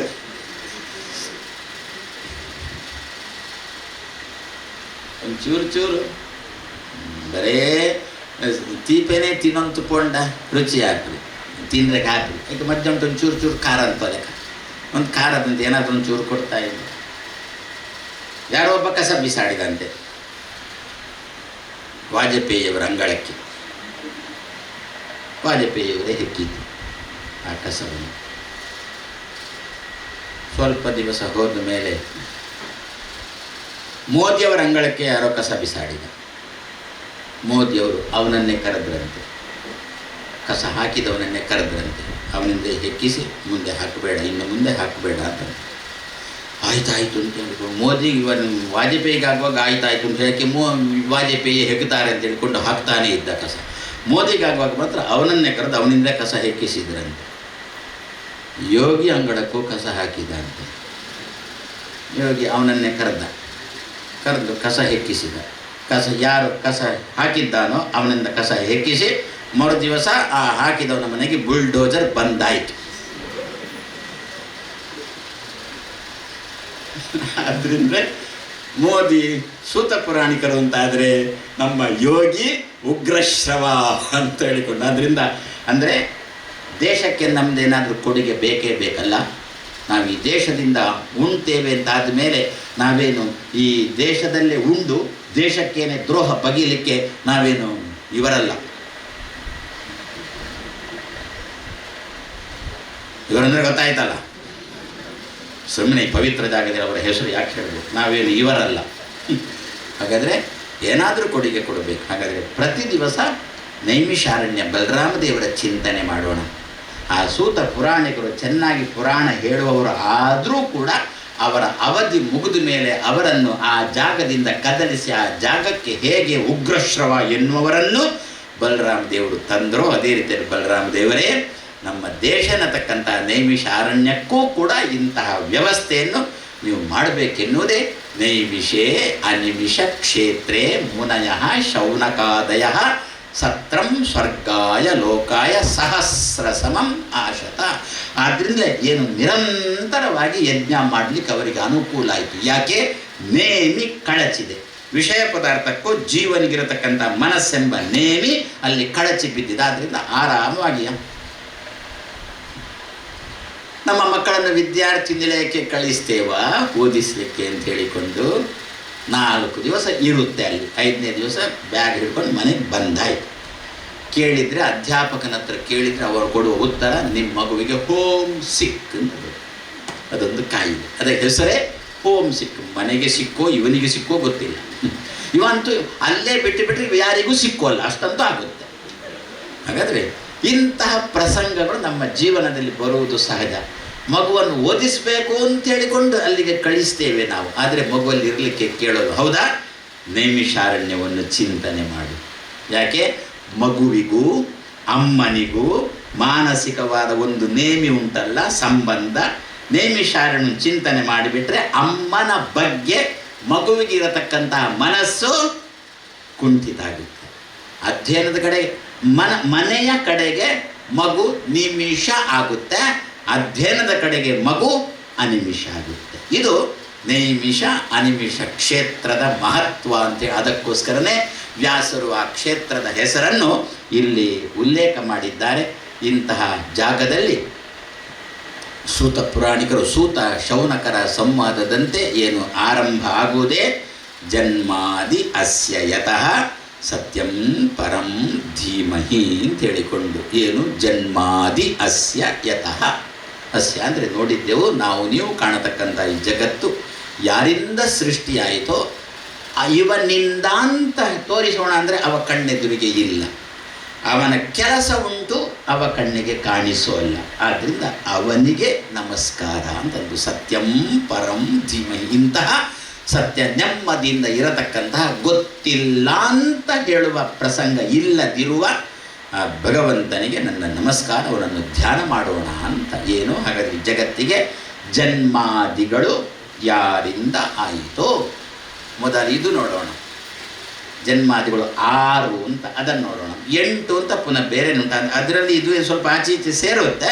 ಆ ಜನ್ಮಾದಿ 6 ಎನ್ನುವುದನ್ನು ನೋಡೋಣ. ಯಾಕೆಂದರೆ ಪುರಂದರದಾಸರ ಹಾಡಲ್ಲಿ ಸೇರಿದೆ. ಅದಕ್ಕಿದಕ್ಕೂ ಸಂಬಂಧ ಹಚ್ಚಲಿಕ್ಕೆ ತುಂಬ ಸುಲಭ ಆಗುತ್ತೆ ಆ ದೃಷ್ಟಿಯಿಂದ. ಅಸ್ತಿ, ಜಾಯತೆ, ವರ್ಧತೆ, ವಿಪರಿಣಮತೆ, ಅಪಕ್ಷೀಯತೆ, ನಶ್ಯತಿ. ಇದು ಇಷ್ಟು ನಮ್ಮ ಜೀವನದಲ್ಲಿ ಬರತಕ್ಕಂಥದ್ದು 6. ಅಸ್ಥಿ, ಅಸ್ಥಿ ಶಬ್ದಕ್ಕೆ ಇದೆ ಅಂತ ಅರ್ಥ. ಎಲ್ಲಿ ಇದೆ? ಗರ್ಭದಲ್ಲಿ ಅಸ್ಥಿ. ಗರ್ಭಾಧಾನ ಆಯಿತು, ಗರ್ಭಾಧಾನದ ಮೇಲೆ ಗರ್ಭದಲ್ಲಿ ಉಂಟು. ಸರಿ, ಎಷ್ಟು? 9 ತಿಂಗಳು ಗರ್ಭದಲ್ಲಿರುತ್ತೆ. ಆಮೇಲೆ ಜಾಯತೆ, ಜಾಯತೆ ಅಂದರೆ ಹುಟ್ಟುವುದು ಅಂತ ಅರ್ಥ. ಗರ್ಭದಲ್ಲಿ ಅಸ್ಥಿ, ಆಮೇಲೆ ಜಾಯತೆ, ಹುಟ್ಟಿದ ಮೇಲೆ ವರ್ಧತೆ, ಬೆಳವಣಿಗೆ ಸಹಜ. ಅಸ್ಥಿ, ಜಾಯತೆ, ವರ್ಧತೆ. ಬೆಳೀತಾ ಬೆಳೀತಾ ಬದಲಾವಣೆ ಬರುತ್ತಾ ಮುಖದಲ್ಲೂ. ನಾವೇ ಒಂದು 5-6 ವರ್ಷ ಮಗು ಅಮೇರಿಕಕ್ಕೆ ಹೋಗಿ ತಿರುಗಿ ಬಂದಾಗ ನಾವೇ ಹೇಳೋದುಂಟು, ಆಯನ ಈ ಅಂತ ಹೇಳಿಕೊಂಡು. ಅಂದರೆ ಅಷ್ಟು ಮುಖದಲ್ಲಿ ಬದಲಾವಣೆ ಅವನಲ್ಲಿ ಬಂದಿರುತ್ತೆ. ಇದನ್ನು ಏನಂದ್ರು? ವಿಪರಿಣಮತೆ. ಆಮೇಲೆ ಅಪಕ್ಷೀಯತೆ, ಕುಗ್ಗುತ್ತಾನೆ. ಮೊದಲು ಬೆಳೆದ, ಬದಲಾವಣೆ ಬಂತು, ಕುಗ್ಗಿದ, ಒಂದು ದಿವಸ ನಶ್ಯ.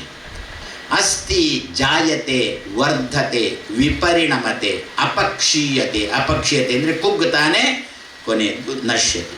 ಯಾಕೆ ಸತ್ತ, ಹೇಗೆ ಸತ್ತ ಅಂತ ಪ್ರಶ್ನೆ. ಯಾಕೆ ಸತ್ತ ಅಂತ ಕೇಳಿಬಿಟ್ರೆ ಪುನಃ ಹುಟ್ಟಲಿಕ್ಕೆ. ಹೇಗೆ ಸತ್ತ ಅಂತ ಕೇಳಿದರೆ ಅವನ ಹತ್ರನೇ ಕೇಳಿ.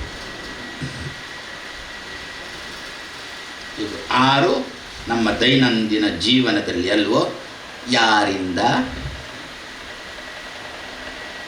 ನನ್ನಿಂದ. ನಾನೇ ಗರ್ಭಾಧಾನ ಮಾಡಿದ್ದು ಅಂತಂದ ಇವ. ಅವಳನ್ನು ನಾನೇ ಗರ್ಭದಲ್ಲಿ ಧರಿಸಿದ್ದು. ಹಾಗಾದರೆ ಅಸ್ತಿತ್ವಕ್ಕೆ ನಾನೇ ಕಾರಣ ಅಂತಂದಳು ಅಮ್ಮ. ನಿನ್ನ ಹೊಟ್ಟೆಗೆ ಬರಬೇಕಾದ್ರೆ ನಾನು ಕಾರಣ ಅಂತ ಇವ ಅಂದ. ಆ ಹೊಟ್ಟೆಯಲ್ಲಿ ಮಾತ್ರ ಮಗು ಇರಬೇಕಾದ ರೀತಿಯಲ್ಲಿ ಇಲ್ಲ. ಆವಾಗ ಯಾರು ಕಾರಣ? ನಾನೇ ಕಾರಣ ಅಂತ ಅಮ್ಮ ಹೇಳ್ತಾಳ ಎಲ್ಲಿಯಾದರೂ? ಮಗು ಗರ್ಭದಲ್ಲಿ ಹೇಗೆ ಇರಬೇಕೋ ಹಾಗೆ ಇಲ್ಲ. ಯಾಕಿಲ್ಲ? ಅದು ನಾನೇ ಕಾರಣ. ಅಮ್ಮ ಹೇಳ್ತಾಳೆ ಇಲ್ಲ, ಏನೋ ಗ್ರಾಚಾರ ಅಂತ. ಅಷ್ಟು ಹೇಳಿದ್ರು ಅಡ್ಡಿ ಇಲ್ಲ. ಆ ದೇವರಿಂದ ಹೇಳಬೇಕಿದ್ರೆ ಪುನಃ ಆ ದೇವರು ಹೇಗೆ ಮಾಡಿಬಿಟ್ಟ ಅಂತಾರೆ. ಓಹೋ, ಅಂಥ ಸಂದರ್ಭದಲ್ಲಿ ಆ ದೇವರು ಈ ದೇವರಂದ ಎಲ್ಲ ಸಂದರ್ಭದಲ್ಲಿ ಕೂಡ ನನ್ನನ್ನೇ ಹೇಳು, ನನಗೆ ಬೇಜಾರಿಲ್ಲ. ಇದು ಒಳ್ಳೆಯದಾಗುವಾಗ ಮಾತ್ರ ನಿನ್ನನ್ನಿಟ್ಟುಕೊಂಡು ಕೆಟ್ಟದಾಗುವಾಗ ಮಾತ್ರ ನನ್ನ ಕಡೆಗೆ ಬೆರಳು ತೋರಿಸಿ ನಾನು ಒಪ್ಪೋಲ್ಲ. ಹಾಗಾದರೆ ಗರ್ಭದಲ್ಲಿ ಇದು ಪ್ರತಿಯೊಂದು ಕೂಡ ಇಷ್ಟೇ. ಇದನ್ನೇ ಪುರಂದರದಾಸರು ಹೇಳಿದ್ದು, 6 ತೆರೆಯ ನೋಡಂಬಿಗ. ಅಂಬಿಗ, ನಾನಿನ್ನ ನಂಬಿದೆ, ದಾಟಿಸುವವ. ನಮ್ಮನ್ನು ಸಂಸಾರ ಸಮುದ್ರದಿಂದ ನಮ್ಮನ್ನು ದಾಟಿಸುವವ. ಯಾಕೆ? ಎಲ್ಲ ಸಿಹಿ ಸಿಹಿ ಸಿಹಿ ಸಿಹಿ ಅಂತ ನಾವೆಲ್ಲ ತಿಳ್ಕೊಂಡದ್ದಷ್ಟೇ. ಆದರೆ ಇದು ಸಿಹಿ ಎಲ್ಲ ನಮಗದು ಉಪ್ಪೇ ಆಗಿಬಿಡುತ್ತೆ ಒಂದು ಸಂದರ್ಭ. ಉಪ್ಪು ನೀರಿನ ಸಮುದ್ರ ಅಷ್ಟೇ, ಮತ್ತೆ 6 ತೆರೆಯ ನೋಡಂಬಿಗ. ಅದು ಮೀರಿ ಬರುತ್ತಲಿದೆ ಅಂಬಿಗ. ಯಾರಿಂದಲೂ ಆಗದು ಅಂಬಿಗ.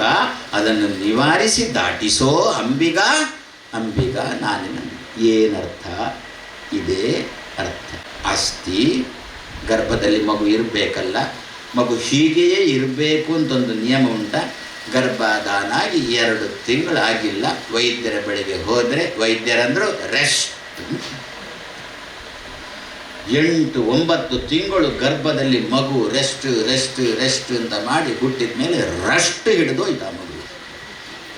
ಯಾವುದಕ್ಕೂ ಪ್ರಯೋಜನ ಇಲ್ಲ. ಆ ಮಗು ಒಂದು ಕಡೆ ಕೂತ್ರೆ ಕೂತೇ ಇರುತ್ತೆ. ಯಾಕೆಂದ್ರೆ ರಸ್ಟ್ ಗರ್ಭದಲ್ಲೇ ಹಿಡಿದಾಗಿದೆ. ಹಾಗಾದರೆ ಗರ್ಭದಲ್ಲಿ ಮಗು ಹೇಗೆ ಇರಬೇಕೋ ಹಾಗೆ ಇಲ್ಲ. ವೈದ್ಯರ ಉಂಟ, ಎಲ್ಲ ಕಡೆ ಉಂಟಲ್ವೋ. ಮೊದಲು ಇಂಥದ್ದೆಲ್ಲ ಇತ್ತ?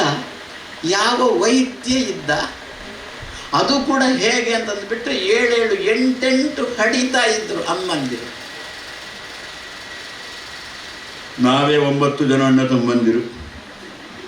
ನನ್ನ ಅಮ್ಮನಿಗೆ ಹೆಮ್ಮೆಯಿಂದ ಹೇಳ್ಕೊಳ್ತಾರೆ ಅಪ್ಪ ಅಮ್ಮ 9 ಜನ ಜೋಕಳು ಅಂತ. ಈಗ ಒಂದು ಹುಟ್ಟಿದರೆ ಸಾಕು, ಅದನ್ನು ಸಾಕಲಿಕ್ಕೆ ಮೂಗಿನ ತನಕ ಬರುತ್ತಾರೆ. ಯಾವುದಾದ್ರೂ ಆಸ್ಪತ್ರೆ ಇತ್ತು ಆಗಿನ ಕಾಲದಲ್ಲಿ. ಮತ್ತು ನಮ್ಮದೇ ಪೂರ್ವಾಶ್ರಮದ ಮನೆ, ಅಜ್ಜಿ ಮನೆ ಮೂಡುಬಿದ್ರಿ ಪುತ್ತಿಗೆ ಅಂತ. ನಾನು ಹುಟ್ಟಿದ್ದು ಅಲ್ಲೇ. ನನ್ನ ಅಮ್ಮನ ಬಾಣಂತಿತನ, ನನ್ನ ಚಿಕ್ಕಮ್ಮನ ಬಾಣಂತಿತನ, ನನ್ನ ದೊಡ್ಡಮ್ಮನ ಬಾಣಂತಿತನ, 3 ಜನ ಬಾಣಂತಿತನವನ್ನು ಏಕಕಾಲದಲ್ಲಿ ನನ್ನ ಅಜ್ಜಿ ಮಾಡಿಕೊಂಡಿದ್ದರು. ಈಗ ಒಂದು ಬಾಣಂತನಕ್ಕೆ ನಾಸಿಕಕ್ಕೆ ಹೋಗ್ತಾರೆ. ನಾವೆಲ್ಲ ಒಂದು ನಾಸಿಕ ಅಂದರೆ ಮೂಗಿನ ತನಕ ಬರ್ತಾರೆ ಅಂತ, ನಾಸಿಕ ತನಕ ಹೋಗ್ತಾರೆ ಅಂತ. ಯಾವ ವೈದ್ಯರು ಇಲ್ಲ. ಮತ್ತು ಒಬ್ಬಳು ಇರ್ತಾಳೆ, ಹೆರಿಗೆ ಮಾಡಿಸೋಳು ಇರ್ತಾಳೆ. ಬಂದು ಆರಾಮದಲ್ಲಿ ಹೆರಿಗೆ ಮಾಡಿಸಿದ್ರು. ಎತ್ಕೊಂಡು ಹೋಗಿ ಮಗು ಚೆನ್ನಾಗಿ ಬೆಳೀಲಿಕ್ಕೆ ಶುರು. ಗರ್ಭದಲ್ಲಿ ಇರಬೇಕಾದ ಕ್ರಮದಲ್ಲಿ ಮಗು ಇಲ್ಲ.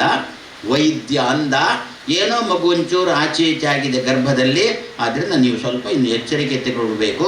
ಗಾಡಿಯಲ್ಲಿ ಓಡಾಡಲಿಕ್ಕಿಲ್ಲ, ಹೋಗೋದಿದ್ದರೆ ವಿಮಾನ ತಂದಾಗೆ ಪ್ರಾಣ ಹೋಗಿಬಿಡ್ರಿ. ಯಾಕೆ ವಿಮಾನ ಹೋಗಿದ್ದು ಹೋಗೋದಾದರೆ ವಿಮಾನ ತನಕ ಹೋಗಲಿಕ್ಕೆ ಗಾಡಿಯಲ್ಲೇ ಹೋಗಬೇಕು. ಏನು ಅವಸ್ಥೆ ನಮ್ಮದು. ಹಾಗಾದರೆ ಗರ್ಭದಲ್ಲಿ ಸರಿಯಾಗಿ ಇಲ್ವಾ? ಅದನ್ನೇ ದಾಸರದ್ದು. 6 ತೆರೆಗಳಲ್ಲಿ ಮೊದಲಿನ ತೆರೆ ಮೀರಿ ಬರುತ್ತಲಿದೆ. ಗರ್ಭದಲ್ಲಿ ಮಗು ಹೇಗೆ ಇರಬೇಕೋ ಹಾಗೆ ಇಲ್ಲ, ಮೀರಿ ಬರುತ್ತಲಿದೆ. ಇನ್ನು ವೈದ್ಯರು ಒಮ್ಮೆ ಹೇಳೋದುಂಟು, ಅದು ಬೆಳವಣಿಗೆ ಸ್ವಲ್ಪ ಜಾಸ್ತಿ ಆಗಿದೆ ಅಂತ ಏನೋ ಶುರು ಮಾಡ್ತಾರೆ, ಏನೋ ಒಂದು ಕಾರಣ ಕೊಡ್ತಾರೆ. ಅದು ಹೇಗಿರಬೇಕೋ ಹಾಗಿಲ್ಲ. ಅದನ್ನು ಏನಂದ್ರು ದಾಸರು, ಅದೇ ಮೀರಿ ಬರುತ್ತಲಿದೆ ಅಂತ. ಯಾರಿಂದಲಾದರೂ ಆಗುತ್ತಾ? ಏನು ಆ ಡಾಕ್ಟ್ರು ಗರ್ಭದೊಳಗೆ ಪ್ರವೇಶ ಮಾಡಿ ಅದು ಮೀರಿ ಬಂದಂಥ ಮಗುವನ್ನು ಪುನಃ ಅಲ್ಲೇ ತಾಯಿಯ ಗರ್ಭಕೋಶದ ಮಧ್ಯದಲ್ಲಿ ಕೂಡಿಸ್ತಾನ? ಯಾರಿಂದಲೂ ಆಗೋದು ಅಂಬಿಗ, ನಿನಗೇ ಶರಣು ಅಂಬಿಗ. ದೇವರೇ ಗರ್ಭದಲ್ಲಿದ್ದಂಥ ಮಗುವನ್ನು ಸರಿಯಾದ ಸ್ಥಿತಿಯಲ್ಲಿ ಇಡೋ. ಹಾಗಾದರೆ ಈ ಹಾಡನ್ನು ಪ್ರತಿ ದಿವಸ ಹೇಳಬೇಕಲ್ವೋ ನಾವು? ಅಸ್ಥಿ ಬರೇ ಅಲ್ಲಿಗೆ ಮಾತ್ರ ಸೀಮಿತ ಅಲ್ಲ. ಮತ್ತು ಅಸ್ಥಿ ಒಳಗಿನಿಂದ ದೇವರ ಜ್ಞಾನ ನನಗುಂಟು, ಒಳಗಿನಿಂದ ಆಚಾರ್ಯ ಮಧ್ವರು ಕೊಟ್ಟಿರತಕ್ಕಂಥ ಭಗವಂತನ ಜ್ಞಾನ ನಮಗುಂಟು, ಆಚಾರ್ಯ ಮಧ್ವರ ಜ್ಞಾನ ಒಳಗುಂಟು. ಇದ್ದರೂ ಕೂಡ ನಾವು ಎಷ್ಟೋ ಜನ ಅವಜಾನೆ ಮಧ್ವಾಚಾರ್ಯ ಪಂಡಿತನ ಜೆ ಕೇಳೋರು, ಅವರು ಹೇಳಿದ್ದನ್ನು ಯಾಕೆ ಒಪ್ಪಿಕೊಳ್ಳಬೇಕು? ಅದು ಏನಾಯಿತು, ಒಳಗಿದ್ದಂಥ ದೇವರ ತಿಳುವಳಿಕೆ ವಿಪರೀತವಾಗಿ ತಿಳುವಳಿಕೆ ಬಾರಲಿಕ್ಕೆ ಶುರುವಾಯಿತು.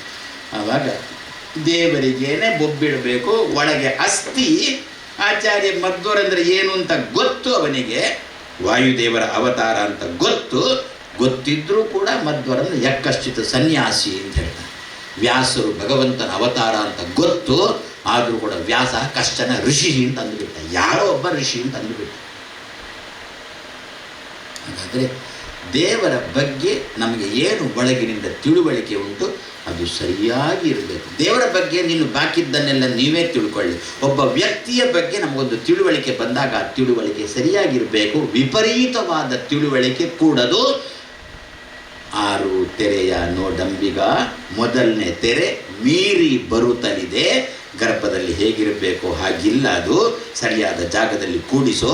ಯಾರಿಂದಲೂ ಆಗೋದು ಅಂಬಿಗ, ಅದನ್ನು ನಿವಾರಿಸಿ ಅದು ಸ್ಥಾನ ಪಲ್ಲಟ ಆಗಿದೆ, ಅದರ ಜಾಗದಲ್ಲಿ ಕೂಡಿಸು ಅಂಬಿಗ. ನಾನು ಅಸ್ಥಿ ಆಯಿತಾ. ಎರಡನೇದು ಜಾಯತೆ, ಹುಟ್ಟುವ ಕ್ರಮ. ಸಪ್ತಮ ಸ್ಕಂದ ಪುನಃ. ಯಾಕೆ ಪುನಃ? ಮತ್ತೇನಿಲ್ಲ, ಎಲ್ಲ ವೈದ್ಯರುಗಳು ಕೂಡ ನರಸಿಂಹದೇವರು, ನಮ್ಮ ಎಲ್ಲ ಬಾಣಂತಿಯರು ಹಿರಣ್ಯಕಶಿಪು ಅಂತೆಲ್ಲ ಅರ್ಥ ಎಲ್ರಿಗೂ ಅರ್ಥ ಆಯಿತು. ಯಾಕೆ? ಹೊಟ್ಟೆ ಬಿಗಿದ್ರು ವೈದ್ಯರು ಮಗುವನ್ನು ತೆಗೆದರು. ಹೊಟ್ಟೆ ಬಿಗಿದವ ನರಸಿಂಹ, ಬಿಗಿಸಿಕೊಂಡವ ಹಿರಣ್ಯಕಶಿಪು. ಅಲ್ಲ, ನಮ್ಮ ತಾಯಿಯಂದ್ರೆ ಹಿರಣ್ಯಕಶಿಪುಗಳ. ಹೌದು, ಆ ಹಿರಣ್ಯಕಶಿಪು ಹೇಗಿದ್ದ, ಹೇಗಿರಬೇಕೋ ಹಾಗಿರಲಿಲ್ಲ. ನಮ್ಮ ಅಮ್ಮಂದಿರು ಕೂಡ ಮಗು ಗರ್ಭದಲ್ಲಿರುವಾಗ ಹೇಗಿರಬೇಕೋ ಹಾಗಿಲ್ಲ. ಮತ್ತೆ 24 ಗಂಟೆಯೂ ಸಂಚಾರಿ ದೂರವಾಣಿ. ಹುಟ್ಟಿದ ಮಗು ಅಳುವುದೇ ಮೊಬೈಲ್ ಕೊಡು.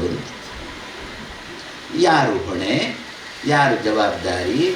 ಅಪ್ಪ ಹಾಗಾದರೆ ಮಗು ಗರ್ಭದಲ್ಲಿರುವಾಗ ಅಮ್ಮ ತಾನು ರಾಮಾಯಣವನ್ನು, ಮಹಾಭಾರತವನ್ನು, ಭಗವದ್ಗೀತೆಯನ್ನು ಓದಿದರೆ ನಾವೆಲ್ಲ ಕೇಳಿದ್ದೇವಲ್ಲ. ಆ ಹಿರಣ್ಯಕಶಿಪು ತಪಸ್ಸಿಗೆ ಹೋದಾಗ ಅವನ ಹೆಂಡತಿ ಮನೆಯಲ್ಲಿರುವಾಗ ಮನೆಗೆ ಬಂದವರೇ ನಾರದರು, ದೇವರ ಬಗ್ಗೆ ಚೆನ್ನಾಗಿ ತಿಳ್ಕೊಂಡವರು, ಯಾವಾಗಲೂ ಕೂಡ ಹರಿ ಸರ್ವೋತ್ತಮ ಅಂತ ಹೇಳುವವರು. ಬಚಾವ್ ಇನ್ನು ಅಷ್ಟು ಪ್ರವೇಶ ಮಾಡಿಲ್ಲ ಆಟದಲ್ಲಿ. ಏನು ಪ್ರವೇಶ ಮಾಡಿಲ್ಲ? ನಾರದರ ವೇಷ ಹಾಕಿಕೊಂಡು ಯಾರಾದರೂ ಬಂದರೆ ಅವ ಹರಹರ ಹರಹರ ಹರಹರ ಅಂತ ಹೇಳಿಕೊಂಡು ಬರುವ ಪ್ರಸಂಗ ಇನ್ನೂ ಬಂದಿಲ್ಲ. ನಾರಾಯಣ ನಾರಾಯಣ ನಾರಾಯಣ ಅಂತ ಇನ್ನು ನಾನಿದನ್ನು ಹೇಳಿದ್ದನ್ನು ಕೇಳಿ ಇನ್ನೊಂದು ಬದಲಾವಣೆ ಮಾಡ್ತಾರೋ ಗೊತ್ತಿಲ್ಲ. ಹರ ಅಂತ ಹೇಳಬಾರ್ದು ಅಂತ ನಾನೇನು ಹೇಳಲಿಲ್ಲ. ನಾವು ಹರ ಭಕ್ತರೇ. ಹರನನ್ನು ಬದಿಗಿಟ್ಟರೆ ಹರಿ ಒಲಿಯೋಲ್ಲ. ಆದ್ದರಿಂದ ಹರನ ಮೂಲಕನೇ ಹೋಗಬೇಕು. ಹರನ ಭಕ್ತರು ನಾವೆಲ್ಲ.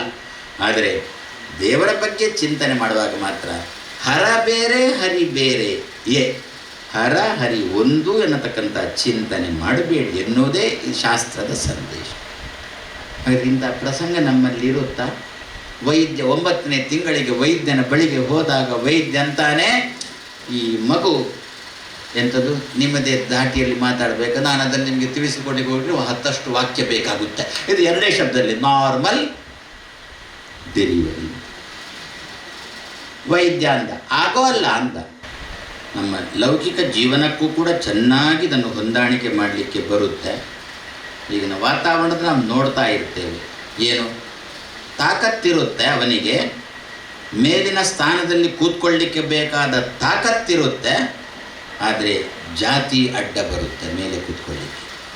ಇಂಥ ಪ್ರಸಂಗವನ್ನು ನಾವು ನಮ್ಮ ಸಮಾಜದಲ್ಲಿ ಕಾಣ್ತಾ ಇದ್ದೇವೆ.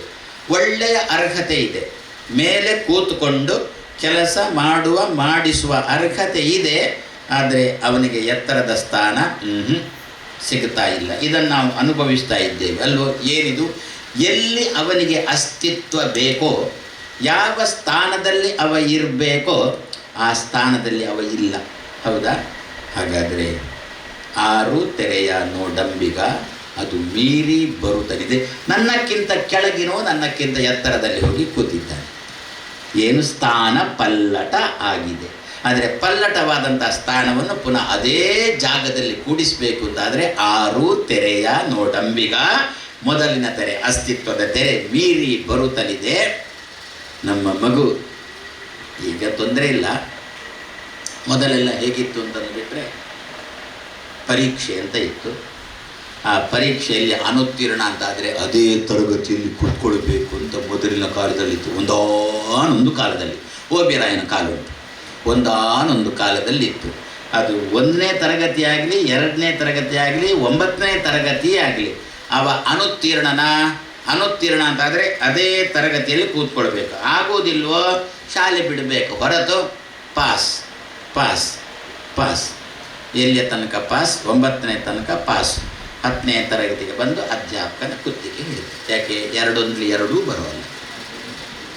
ಒಂದು ಸಂದರ್ಭದಲ್ಲಿ ನ್ಯಾಯಾಲಯ ಮೊನ್ನೆ ಕೇಳಿತಂತೆ, ಏನು ಅಂತ, ಪಾಸ್ ಫೈಲ್ ಅಂತ ಇಲ್ಲ ಅಂತಂದರೆ ಪರೀಕ್ಷೆ ಯಾಕೆ ಬೇಕು ಅಂತ ಕೇಳಿತಂತೆ ನ್ಯಾಯಾಲಯ. ಅದಕ್ಕೆ ಉತ್ತರ ಕೊಡಲಿಕ್ಕೆ ನಮ್ಮ ಸರ್ಕಾರ ಜಾಣ ಕಿವುಡ, ಅದನ್ನು ತಲೆಗೆ ಹಾಕೋದು.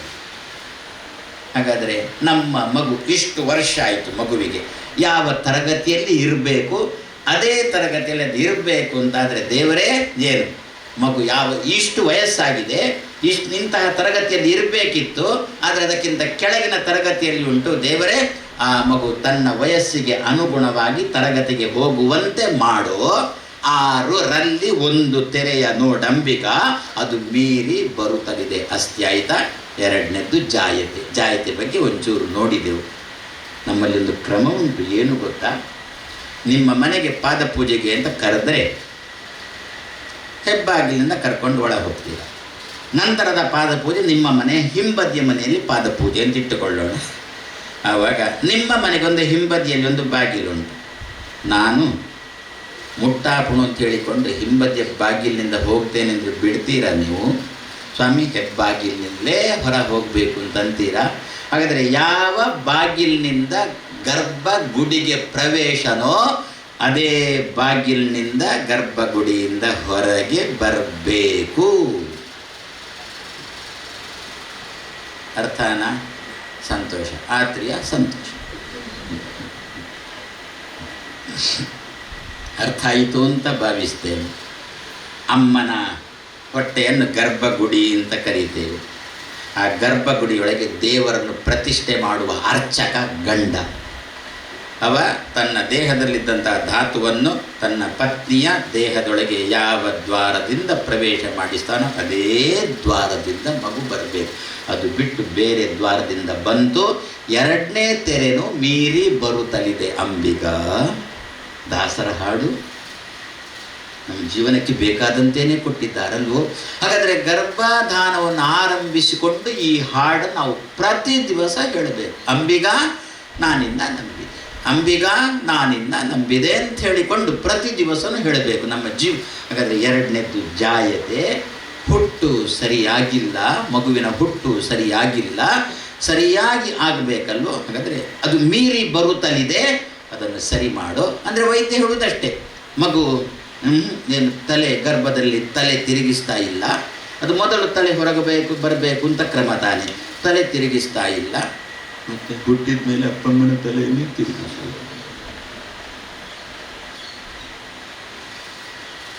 ಆದ್ದರಿಂದ ಹೇ ಅಂಬಿಗಾ, ನಿನ್ನನ್ನೇ ನಂಬಿದ್ದೇನೆ, ಒಂದು ಮಗುವನ್ನು ಚೆನ್ನಾಗಿ ಕೊಡೋ ಅಂತ ಹೇಳಿಕೊಂಡು ಅಸ್ಥಿ ಜಾಯತೆ, ಹುಟ್ಟಿತು, ಹುಟ್ಟಿದ ಮೇಲೆ ವರ್ಧತೆ, ಬೆಳವಣಿಗೆ.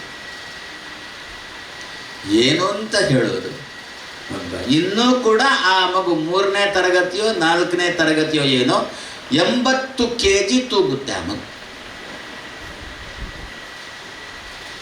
ಏನು ಗೋಣಿ ಚೀಲಕ್ಕೊಂದು ಮಂಡೆ ಇಟ್ಟಂತೆ ಉಂಟ ಮಗು. ಇಂಥ ಮಕ್ಕಳನ್ನು ನೋಡ್ತೇವಲ್ಲ, ಏನಿದು ಬೆಳವಣಿಗೆಯ? ಇಷ್ಟಿಷ್ಟು ವಯಸ್ಸಿಗೆ ಹೀಗೀಗೇನೆ ಮೋದಿಯವರು ಸಂದರ್ಭದಲ್ಲಿ ಹೇಳಿದ್ರು ಕಾಣುತ್ತೆ. ನಮ್ಮ ದೇಶದಲ್ಲಿ ವಿಪರೀತವಾಗಿರತಕ್ಕಂಥ ಬೆಳವಣಿಗೆ, ಮಂಡೆ ಬೆಳೀಲೇ ಇಲ್ಲ, ದೇಹ ಮಾತ್ರ ಸಖತ್ತು ಬೆಳೀತದೆ. ಇದಕ್ಕೆಲ್ಲ ಕಾರಣ ಮತ್ತೇನಿಲ್ಲ, ನಮ್ಮದು ಫಾಸ್ಟ್ ಫುಡ್ ಅಷ್ಟೆ. ಅವಸರದ ತಿಂಡಿ ತೀರ್ಥಗಳು. ಏನು ಇವತ್ತು ನೆಟ್ಟದ್ದು ಮಾವಿನ ಮರ, ಇವತ್ತು ಸಸಿ ನೆಟ್ಟದ್ದು, ನಾಳೆ ಕೊಯ್ಲಿಕ್ಕೆ ಹಣ್ಣು ಸಿಕ್ಕಿ ಆಯ್ತು ಅದರಲ್ಲಿ. ಅದನ್ನು ಮಗು ಆಗಲೇ ತಿಂದಾಯಿತು, ಆಗಲೇ ಬೆಳೆದಾಯಿತು. ಅದಕ್ಕಂದ್ರು ಹಾಗಾದರೆ ಏನು ವರ್ಧತೆ? ಅದರ ವಯಸ್ಸಿಗೆ ಅನುಗುಣವಾಗಿ ಮಗು ಬೆಳಿಬೇಕಲ್ಲ. ಜಾಸ್ತಿ ಬೆಳವಣಿಗೆ, ಜಾಸ್ತಿ ತೂಕ ಬಂತು ಅಂತಂದರೆ ಅಂಬಿಗಾ, 3ನೇ ತೆರೆ ನೋಡೋ ಅಂಬಿಗಾ, ಅದು ಮೀರಿ ಬರುತ್ತಲಿದೆ. ಎಷ್ಟು ಬೆಳವಣಿಗೆ ಆಗಬೇಕೋ ಅಷ್ಟು ಬೆಳವಣಿಗೆ ಆಗ್ತಾ ಇಲ್ಲ. ನಮಗೆ ನಾವು ಮಂತ್ರಗಳನ್ನು ಹೇಳೋಣ ಅಂತಂದುಬಿಟ್ರೆ ಎಷ್ಟೋ ಸಂದರ್ಭದಲ್ಲಿ ಮಂತ್ರಗಳು ತಪ್ಪುತ್ತವೆ ನಮಗೆ. ಅಲ್ಪ ಪ್ರಾಣನೋ, ಮಹಾಪ್ರಾಣನೋ, ಮುಖ್ಯ ಪ್ರಾಣನೋ, ದೀರ್ಘನೋ, ಹೃಸ್ವನೋ, ಇದರಲ್ಲೆಲ್ಲ ಆಚೀಚೆ ಆಗುತ್ತೆ. ಒಂಚೂರು ಆಚೀಚೆ ಆದರೆ ಏನೋ ಬೇರೆ ಬೇರೆ ಅರ್ಥ ಬರುತ್ತೆ. ಅಂದರೆ ನಾನು ನಿಮ್ಮನ್ನು ಹೆದರಿಸಲಿಕ್ಕೆ ಹೇಳ್ತಾ ಇಲ್ಲ, ನಾನು ನಿನ್ನೆನೆ ಹೇಳಿದ್ದೇನೆ, ಉತ್ತರ ನಿನ್ನೆನೆ ಹೇಳಿದ್ದೇನೆ. ಆರಂಭದಲ್ಲಿ ನಾವು ಹೇಳುವುದು ಮತ್ತೆ ತಿದ್ದಿಕೊಳ್ಳುವುದು ಅಂತ ಹೇಳಿಕೊಂಡು, ಆದ್ದರಿಂದ ಏನು ಒಂದು ಉದಾಹರಣೆ ಹೇಳ್ತೇನೆ. ಇವತ್ತು ದಶಮಿ, ಕೆಲವರು ಹೇಳುವುದುಂಟು, ಇವತ್ತು ದಶಮಿ, ನಾಳೆ ಏಕಾದಶಿ.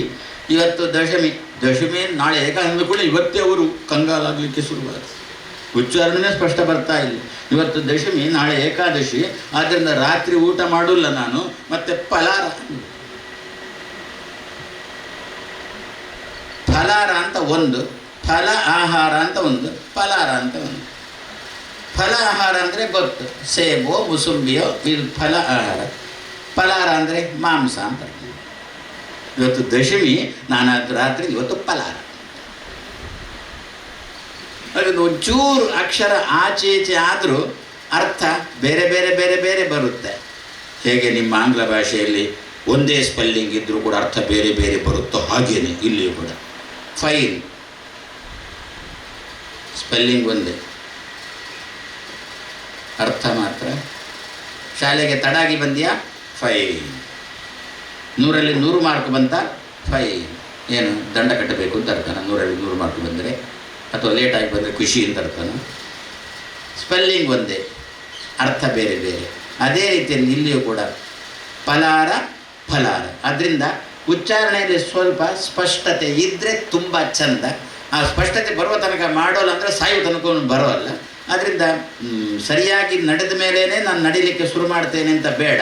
ಬಿದ್ದರೂ ಎದ್ದರೂ ನಡಿಲಿಕ್ಕೆ ಶುರು ಮಾಡೋದು, ಮತ್ತೆ ಸರಿಯಾಗಿ ನಡಿಲಿಕ್ಕೆ ಬರುತ್ತೆ. ಅದೇ ರೀತಿ ಮೊದಲು ಉಚ್ಚಾರಣೆ ಮಾಡೋದು. ಅಂತೂ ನಮ್ಮಿಂದ ಆರಂಭದಲ್ಲಿ ಸುತರಾಮ್ ಆಗುವುದಿಲ್ಲ ಅಂತ ಅಂದದ್ದಕ್ಕೇನೆ ದಾಸರು ಕನ್ನಡದಲ್ಲಿ ಹಾಡಿಕೊಡ್ತಾರೆ. ಆರು ತೆರೆಯ ನೋಡಂಬಿಗ ಅದು ಮೀರಿ ಬರುತ್ತಲಿದೆ. ನನ್ನ ಮಗ ಅಂತ ಹೇಳಲಿಕ್ಕೆ ನನಗೇನು, ಅಮ್ಮ ಹೀಗಿದ್ದಾಳೆ, ಅಪ್ಪ ಹೀಗಿದ್ದಾನೆ, ಇದು ಮಾತ್ರ ಸಖತ್ ತಿನ್ನಬಾರದನ್ನೆಲ್ಲ ತಿಂದು ದಪ್ಪಾಗಿ ಬೆಳೆದಿದೆ. ಮೀರಿ ಬರುತ್ತಲಿದೆ ಅಂಬಿಗ. ಅದರ 3 ತೆರೆ ಆಯ್ತಾ. ಅಸ್ಥಿ, ಜಾಯತೆ, ವರ್ಧತೆ, ವಿಪರಿಣಮತೆ. ವಿಪರಿಣಮತೆ ಅಂದರೆ ಬದಲಾವಣೆ. ಯಾವ ರೀತಿಯ ಬದಲಾವಣೆ? ಮಾನಸಿಕ ಬದಲಾವಣೆ ಆಗ್ಬೋದು, ದೈಹಿಕ ಬದಲಾವಣೆ ಆಗ್ಬೋದು. ಯಾರಿಗೊಬ್ಬರಿಗೆ 70ನೇ ಶಾಂತಿ. ನಾನು ತುಂಬ ಸಲ ಹೇಳಿದ್ದುಂಟು ಕಾಣುತ್ತೆ, ನೀವು ಕೇಳಿಕೊಂಡಾಗಲೂ ಬರ್ಬೋದು. 70ನೇ ಶಾಂತಿಯೋ ಏನು, 70ನೇ ಶಾಂತಿಗೆ ಸ್ವಾಮಿ ಮನೆಯಲ್ಲಿ ಪೂಜೆಗೆ ಬರಬೇಕು ಅಂತ ಆಮಂತ್ರಣ ಕೊಡಲಿಕ್ಕೆ ತೆಂಗಿನಕಾಯಿ ಹಿಡ್ಕೊಂಡು ನನ್ನ ಬಳಿಗೆ ಬಂದರು. ಸ್ವಾಮಿ 70ನೇ ಶಾಂತಿ ಮನೆಗೆ ಪೂಜೆಗೆ ಬರಬೇಕು ಅಂತ. ಯಾರಿಗೆ ಅಂತ ಕೇಳಿದೆ. ನನಗೆ ಅಂತಂದರು ಅವರು. ತೆಂಗಿನಕಾಯಿ ಹಿಡ್ಕೊಂಡು ಬಂದವರೇ ಹೇಳಿದ್ದು ಅವರಿಗೆ ಅಂತ 70ನೇ ಶಾಂತಿ. ನಾನಂದೆ, ಅಬ್ಬ ಬೇಷ್, ನಿಮ್ಮಂಥವ್ರು ಇರಬೇಕಪ್ಪ ನಮ್ಮ ಸಮಾಜದಲ್ಲಿ. ಯಾಕೆ ಸ್ವಾಮಿ ಏನಾಯಿತು? ಒಂದೇ ಒಂದು ಸ್ವಲ್ಪನೂ ಸಮಸ್ಯೆ ನಿಮಗೆ ಇಲ್ಲ ಜೀವನದಲ್ಲಿ, ಆದ್ದರಿಂದ ನಿಮ್ಮಂಥವ್ರು ಇರಬೇಕು ನಮ್ಮದೇ. ನಿಮಗೆ ಹೇಗೆ ಗೊತ್ತಾಯ್ತು? ಅದು ಹೇಗೆ? ಅಲ್ಲ, ಒಂದು ಕೂದಲು ಹಣ್ಣಾಗಿಲ್ಲ ಅಂದೆ. ತಲೆ ಒಂದು ಕೂದಲು ಕೂಡ ಬರದ್ದು ಹಣ್ಣಾಗಿಲ್ಲ, ಶಾಂತಿಯ ಪತ್ರದ್ದಂತೆ.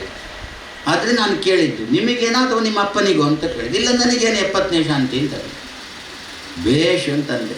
ಅವರಿಗೆ ಮಂತ್ರಾಕ್ಷತೆ ಕೊಟ್ಟೆ, ಕಳಿಸಿದೆ. ಮತ್ತು ನನ್ನ ಸುತ್ತಮುತ್ತಿರೋರು, ನಾನು ಅಲೌಕಿಕ, ಅವರು ಲೌಕಿಕರು. ನನ್ನ ಸುತ್ತಮುತ್ತ ಅಲೌಕಿಕ ಅಂದರೆ ನನಗೆ ಲೌಕಿಕ ಏನೂ ಗೊತ್ತಿಲ್ಲ.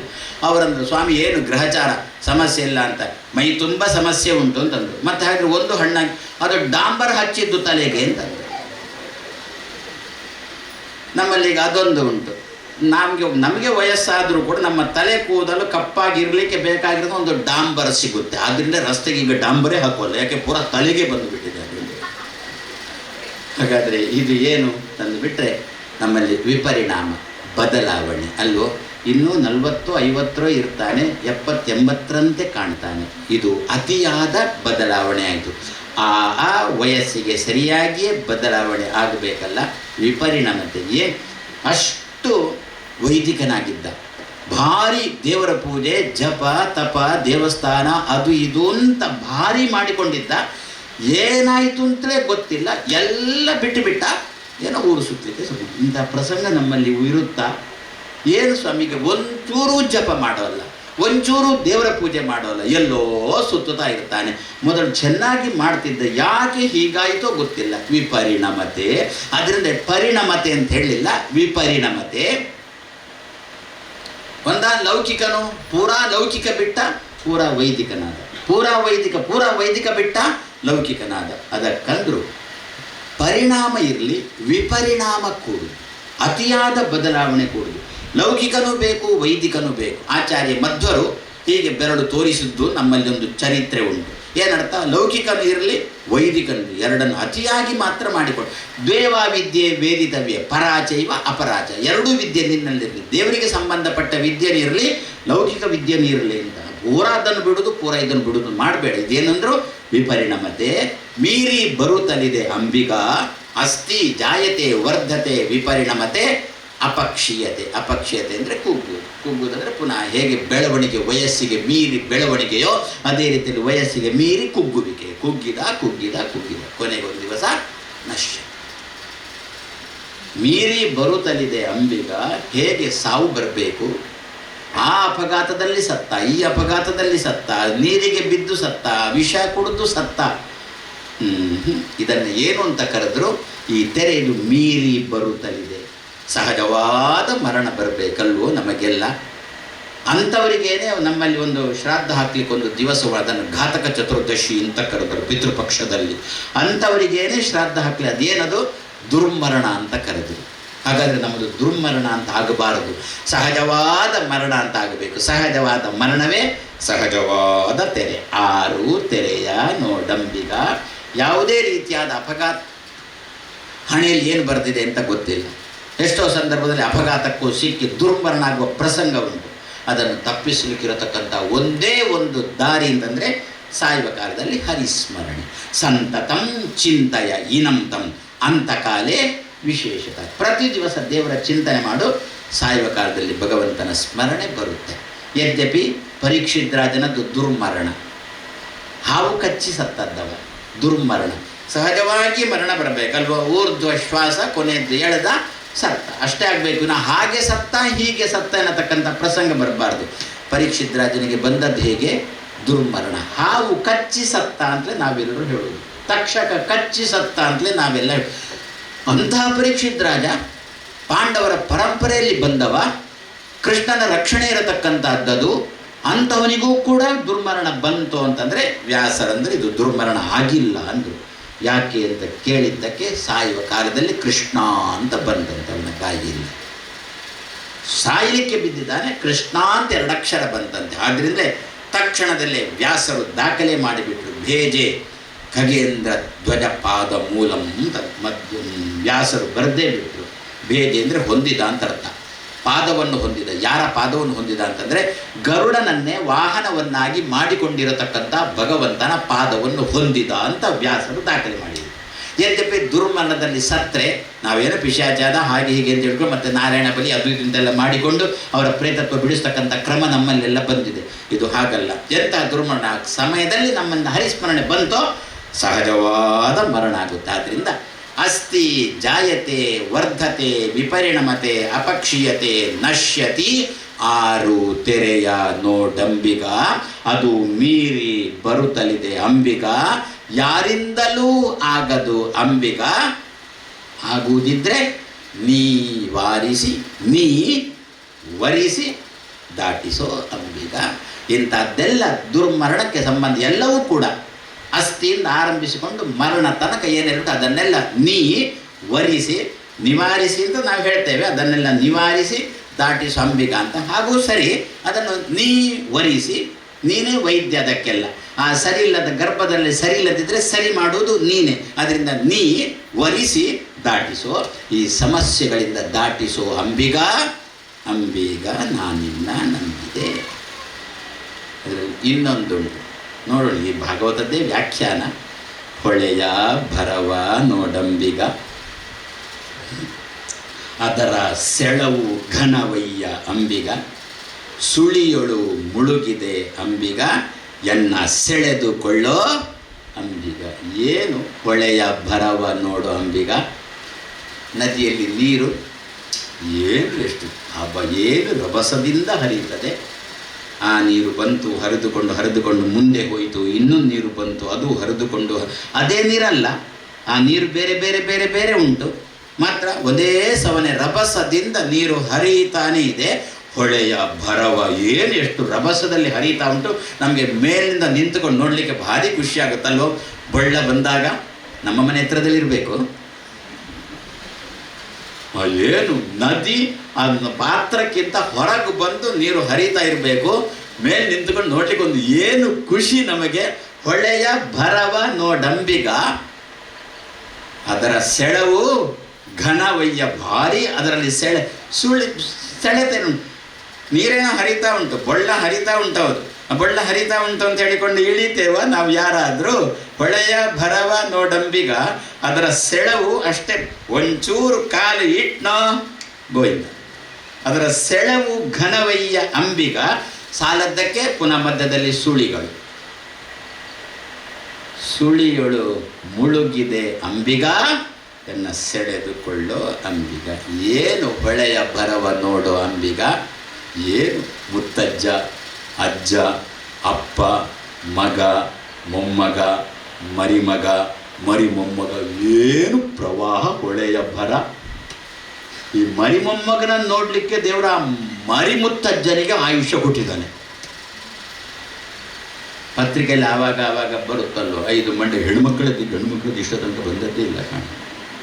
ಹೆಣ್ಮಕ್ಳದ್ದು 5 ತಲೆ ಅಂತ, ಒಬ್ಬಳದ್ದೆಲ್ಲ 5 ತಲೆ, 5 ಜನರು ಅಂತ ಅರ್ಥ, ಪರಂಪರೆಯ 5 ಜನ ಅಂತ ಅರ್ಥ. ಇಂಥದ್ದು ಪತ್ರಿಕೆಯಲ್ಲಿ ಬರ್ತಾ ಇರುತ್ತಲ್ವೋ. ಅದೇ ರೀತಿ ಇದೇನು ಹೊಳೆಯ ಭರವ. ಅಕಸ್ಮಾತ್ ಯಾವುದು ಮುತ್ತಜ್ಜ ಸತ್ತ ಅಂತ ಇಟ್ಟುಕೊಳ್ಳೋಣ. ಗ್ರಹಚಾರ ಇಲ್ಲಿ ಇವನಿಗೆ ಮದುವೆ ಆಗಿದೆ, ಮದುವೆಯಾಗಿ 1 ವರ್ಷ ಆಗಿದೆ, ಅವನೇ ಪುನಃ ಹುಟ್ಟಿದ. ಹೊಳೆಯ ಭರ ಒಂದೇ ರೀತಿಯಲ್ಲಿ ಭಾರಿ ಭರದಲ್ಲಿ ಸಾಗುತ್ತಾನೆ ಉಂಟು. ಸಾಲದಕ್ಕೆಲ್ಲ ಗಂಡುಗಳೇ, ಯಾಕೆ ಗಂಡಾಂತರ ಕೊಡಲಿಕ್ಕೆ? ಎಲ್ಲ ಗಂಡುಗಳೇ ಒಂದರ ಹಿಂದೆ ಒಂದು, ಒಂದರ ಹಿಂದೆ ಒಂದರಂತೆ ಎಲ್ಲ ಗಂಡು ಕಲಿಗಳೇ ಹುಡ್ತಾ ಇದ್ದಾವೆ. ಹೊಳೆಯ ಭರವ ನೋಡಂಬಿಗ, ಇವನೇ ದೇವರ ಹತ್ರ ಹೇಳ್ತಾ ಇದ್ದಾನೆ, ಏನು ದೇವರೇ ಏನು ಕೊಟ್ಟಿಯಪ್ಪ, ನನ್ನ ಅಜ್ಜ ಇದ್ದಾನೆ, ನನ್ನ ಮುತ್ತಜ್ಜ ಇದ್ದಾನೆ, ಮೊಮ್ಮಗ ಇದ್ದಾನೆ, ಮರಿಮಗ ಇದ್ದಾನೆ, ಆ ಮರಿಮಗನನ್ನು ನಾನು ಚಿನ್ನದ ಇದರಲ್ಲಿಟ್ಟುಕೊಂಡು ನೋಡಿದ್ದು, ಏನು ಹೊಳೆಯ ಭರ, ಎಷ್ಟು ನನ್ನ ಸಂಸಾರ ಎಷ್ಟು ಚೆನ್ನಾಗಿ ಕೊಟ್ಟಿದ್ಯಾ. ಹೊಳೆಯ ಭರವ ನೋಡಂಬಿಗ, ಅದರ ಸೆಳವು ಘನವಯ್ಯ ಅಂಬಿಗ. ಮುಂಚೆಂಚ ಲಕ್ಷ್ಮೀನಾರಾಯಣ ಉಪಾಧ್ಯಾಯರನ್ನ ಇಲ್ಲೋಡು ಸ್ವಾಮಿನ ಉಪನ್ಯಾಸಕರೇ ಬರ್ಪರ, ಅದರ ಸೆಳವು ಘನವಯ್ಯ ಅಂಬಿಗ. ಮೊಮ್ಮಗ ಇದ್ದಾನೆ, ನೋಡಿಕೊಳ್ಳಿಕ್ಕೆ ಯಾರೂ ಇಲ್ಲ, ಆದ್ದರಿಂದ ಉಪನ್ಯಾಸಕ್ಕೆ ನೀವೇ ಹೋಗಿ ಸ್ವಾಮಿಗಳು ಏನು ಹೇಳಿದ್ರು ಅಂತ ಅದು ಪೂರಾ ಬೇಡ, ಏನಾದರೂ ಸ್ವಲ್ಪ ಹೇಳಿ, ನಾನಿಲ್ಲಿ ಮೊಮ್ಮಗನನ್ನು ನೋಡಿಕೊಂಡು ಮನೆಯಲ್ಲಿರ್ತೇನೆ. ಹೊಳೆಯ ಭರವ, ಅದರ ಸೆಳವು ಘನವಯ್ಯ. ಯಾವ ದೇವಸ್ಥಾನಕ್ಕೂ ಹೋಗಲಿಕ್ಕೆ ಬಿಡೋಲ್ಲ ನಮ್ಮನ್ನು, ಯಾವ ಪುರಾಣ ಪುಣ್ಯಕಥೆಗೂ ಹೋಗಲಿಕ್ಕೆ ಬಿಡೋಲ್ಲ ನಮ್ಮನ್ನು, ಊಟ ಒಂದು ಬಿಟ್ಟು. ಊಟ ಕರೀರಿ, ಅದು ಮೊಮ್ಮಗ ಇದ್ದಾನೆ ಮನೇಲಿ, ನೋಡಿಕೊಳ್ಳಲಿಕ್ಕೆ ಯಾರೂ ಇಲ್ಲ, ನನ್ನ ಬಗ್ಗೆ ನೀವೇ ಒಂಚೂರು ಊಟ ಮಾಡಿ ಮತ್ತೆ ನನಗೆ, ಹೌದಾ, 2ನೇ ಪಂಕ್ತಿಗೆ ಬರ್ತೇನೆ ಅಂತ ಹೇಳಿ ಅಂತ. ಪಾಠಕ್ಕೊಂದು ಮಾತ್ರ, ಮತ್ತೆ ಊಟಕ್ಕಿರೋ ಗ್ರಹಕಾರ ದೇವರು ಯಾಕೆ ಮಾಡಿದ್ನೋ ಗೊತ್ತಿಲ್ಲ. ಊಟವನ್ನು ಕೂಡ ನಮ್ಮ ಬಗ್ಗೆ ಇನ್ನೊಬ್ಬರು ಮಾಡಿದರೆ ಚೆನ್ನಾಗಿರ್ತಿತ್ತು ಪಾಠದಂತೆ, ಅದಿಲ್ಲ.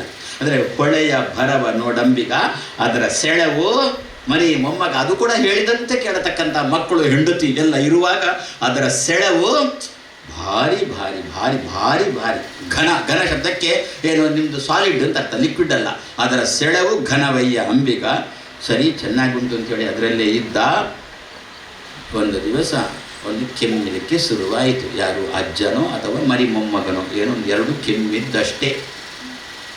ಏನು ಮಾಡಬೇಕು ಅಂತಲೇ ಗೊತ್ತಾಗ್ತಾ ಇಲ್ಲ. ಸುಳಿಯೊಳು ಮುಳುಗಿದೆ. ಇದಕ್ಕೆ ಟ್ರೀಟ್ಮೆಂಟ್ ಅಂತ ಹೋದಾಗ ಅಲ್ಲಿ ಅವಾಗ ಸೀರಲಿಕ್ಕೆ ಶುರು ಮಾಡಿದ. ಅವನನ್ನು ರಕ್ಷಣೆ ಮಾಡಲಿಕ್ಕೆ ಅಂತ ಹೋದಾಗ ಇಲ್ಲಿದೇನೋ ಕೈಕಾಲು ತಪ್ಪಲಿಕ್ಕೆ ಶುರು ಮಾಡಿತು. ಹೊರಗೆ ಬರಲಿಕ್ಕೆ ಆಗ್ತಾ ಇಲ್ಲ. ನನಗೆ ನನ್ನ ಕೆಲಸವನ್ನು ಕೂಡ ಮಾಡಿಕೊಳ್ಳಿಕ್ಕಾಗ್ತಾ ಇಲ್ಲ. ಸುಳಿಯೊಳು ಮುಳುಗಿದೆ ಅಂಬಿಗ. ಕೊನೆಗೆ ದೇವರೇ ಸಾಕಪ್ಪ ಈ ಸಂಸಾರ ಎನ್ನ ಸೆಳೆದುಕೊಳ್ಳೋ ಅಂಬಿಗ. ಅದಕ್ಕೆ ದಾಸರಂದದ್ದು, ಇಳಿದ ಮೇಲೆ ಸುಳಿಯಲ್ಲಿ ಮುಳುಗಬೇಡ, ಇಳಿಯುವ ಮೊದಲೇ ನೀನು ಆಲೋಚನೆ ಮಾಡೋದ್ರಲ್ಲಿ ಇಳಿಬೇಕು. ಬೇಕು, ಅಜ್ಜನು ಬೇಕು, ಮೊಮ್ಮಗನು ಬೇಕು, ಮರಿಮಗನು ಬೇಕು, ಎಷ್ಟು ಬೇಕೋ ಅಷ್ಟೇ ಬೇಕು ವಿನಃ ಜಾಸ್ತಿ ಹಚ್ಚಿಕೊಳ್ಬೇಕು. ದೋಣಿ ಮಾಡಿದ್ದು ಒಳ್ಳೆಯ ಮರದ ಒಳ್ಳೆಯ ದೋಣಿ, ಅದನ್ನೇನು ದೋಣಿ ಮಾಡಿ ಅಟ್ಟದಲ್ಲಿಡುವುದಾ ಪೂಜೆಗೆ ಅಂತ, ನವರಾತ್ರಿ ಪೂಜೆಗೆ ಅಂತ ಇಲ್ಲ. ಮತ್ತು ದೋಣಿ ಎಲ್ಲಿರಬೇಕು, ನೀರಲ್ಲೇ ಇರಬೇಕು, ಅದೇ ಚಂದ. ಮತ್ತೇನಾಗಬಾರ್ದು, ನೀರು ದೋಣಿಯೊಳಗೆ ಹೋಗಬಾರ್ದು ಅಷ್ಟೇ. ದೋಣಿ ನೀರಲ್ಲಿ ಇರಬೇಕು, ನೀರು ದೋಣಿಯೊಳಗೆ ಹೋಗಬಾರ್ದು. ನಮ್ಮಲ್ಲಿ ಏನಾಗಿದೆ ಅಂತಂದರೆ ದೋಣಿಯು ನೀರಲ್ಲಿ, ನೀರು ದೋಣಿಯೊಳಗೆ. ಅದರಿಂದ ಸುಳಿಯೊಳು ಮುಳುಗಿದೆ ಅಂಬಿಗ, ಹೊರಗೆ ಬರುವಂತೆ ಮಾಡು. ಒಂದು ಪುರಾಣ ಪುಣ್ಯಕಥೆ ಯಾವುದಕ್ಕೂ ಹೋಗ್ಲಿಕ್ಕೆ ಆಗ್ತಾ ಇಲ್ಲ. ಇದೆಲ್ಲ ಯಾವಾಗ 60 ದಾಟಿದ ಮೇಲೆ, ಅದಕ್ಕಿಂತ ಮೊದಲೆಲ್ಲ ಯಾವೊಂದು ಪುರಾಣ ಪುಣ್ಯಕಥೆಗೂ ಹೋಗ್ಲಿಕ್ಕೆ ಆಗೋಲ್ಲ. ಸ್ವಲ್ಪ ನನ್ನ ಸೆಳೆದಕ್ಕೂ ಅಂಬಿಗ ಅಂಬಿಗ ನಾನಿನ್ನ ನಂಬಿದೆ. ಇದು ಯಾವುದರ ವ್ಯಾಖ್ಯಾನ? ಭಾಗವತದ ಮೊದಲಿನ ಶ್ಲೋಕಕ್ಕೆ ಪುರಂದರದಾಸರು ಕೊಟ್ಟಿರತಕ್ಕಂಥ ಅರ್ಥ. ಜನ್ಮಾದಿ ಅಸ್ಯ ಯತಃ, ಜನ್ಮವೇ ಮೊದಲಾದವುಗಳು, ಅಸ್ಯ ಯಾವ ಭಗವಂತನಿಂದ ಆಗುತ್ತೋ ದೇವರೇ, ಅಂತಹ ನಿನ್ನನ್ನು ಸದಾಕಾಲ ನಾನು ಚಿಂತನೆ ಮಾಡ್ತಾ ಇರ್ತೇನೆ ಅಂತ ಹೇಳಿಕೊಂಡು ಇನ್ನೂ ಉಂಟು. ಏನೋ ಇನ್ನೊಂದು 8 6 ತಲೆ ತಿನ್ನಲಿಕ್ಕೆ ಶುರುವಾಯಿತಾ? ನೀವು ಹೌದು ಅಂತ ಹೇಳಿದರೆ ನನಗೆ ಖುಷಿ. ಯಾಕೆ ಗೊತ್ತಾ, ನಿಮಗೆ ತಲೆ ಉಂಟು ಅಂತ ಆಯ್ತಲ್ಲ, ಯಾಕೆ ತಿನ್ನಬೇಕಾದ್ರೆ ತಲೆ ಇರಬೇಕಲ್ಲ.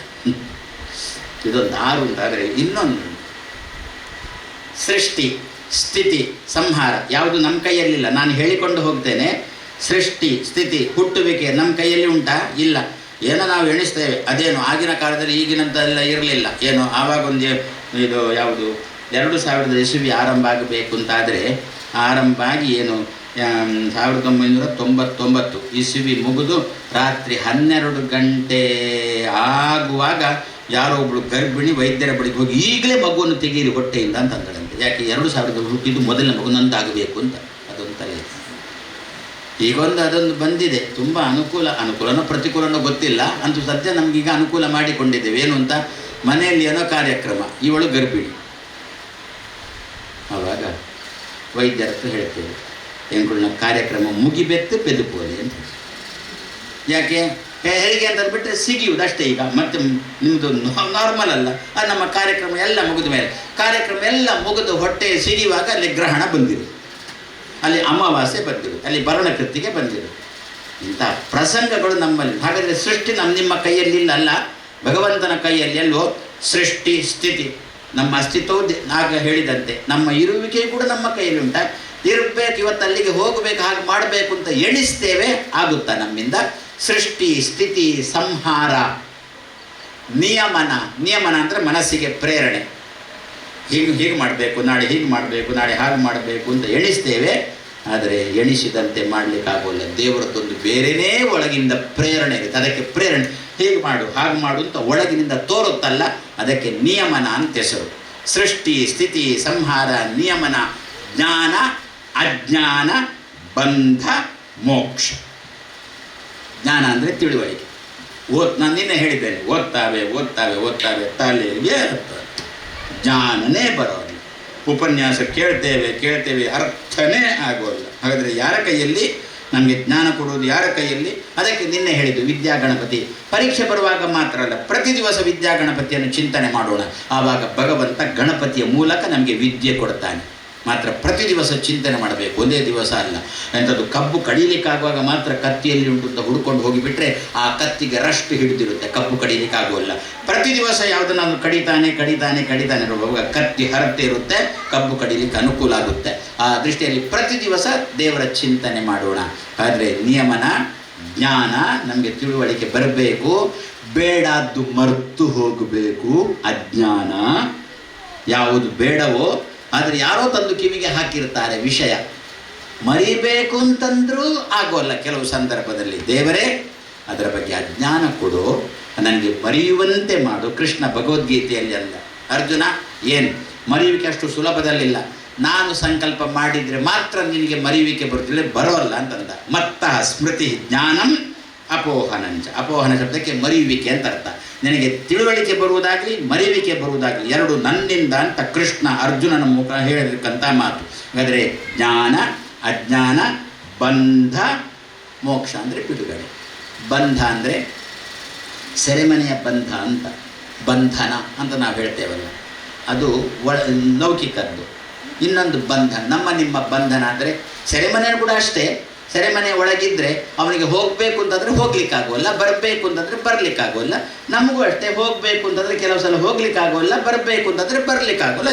ಇದು ಕಾಣದಿರತಕ್ಕಂಥ ಕೋಳ, ಅದು ಕಾಣತಕ್ಕಂಥ ಕೋಳ, ಅಷ್ಟೇ ವ್ಯತ್ಯಾಸ. ಹಾಗಾದರೆ ಬಂಧ ಮೋಕ್ಷ ಅಂದರೆ ಬಿಡುಗಡೆ.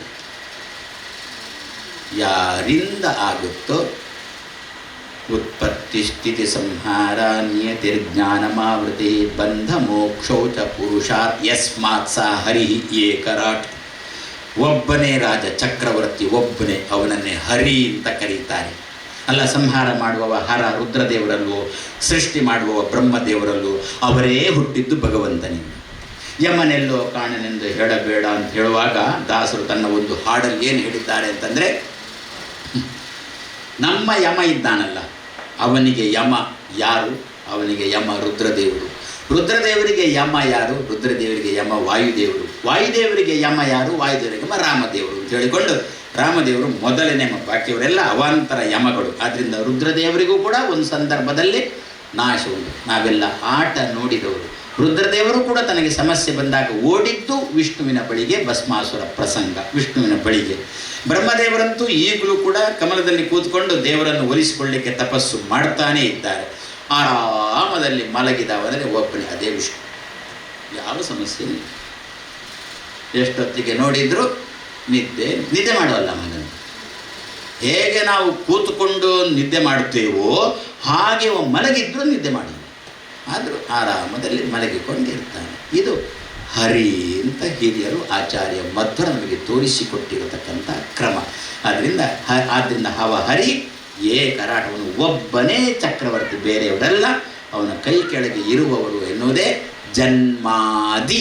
ಜನ್ಮವೇ ಮೊದಲಾದವುಗಳು ನಮಗೆಲ್ಲ ಯಾರಿಂದಲೋ ಅಂತಹ ಭಗವಂತನನ್ನು ಧೀಮಹಿ ಧ್ಯಾನ ಮಾಡೋಣ ಅಂತ ವ್ಯಾಸರು ಹೇಳ್ತಾ ಇದ್ದಾರೆ ಎಂಬಲ್ಲಿಗೆ ಇಂದಿನ ಮಾತು ಮುಗಿಸ್ತಾ, ನಾಳೆ ಸಾಯಂಕಾಲ 5:45 ಪುನಃ ಸೇರೋಣ.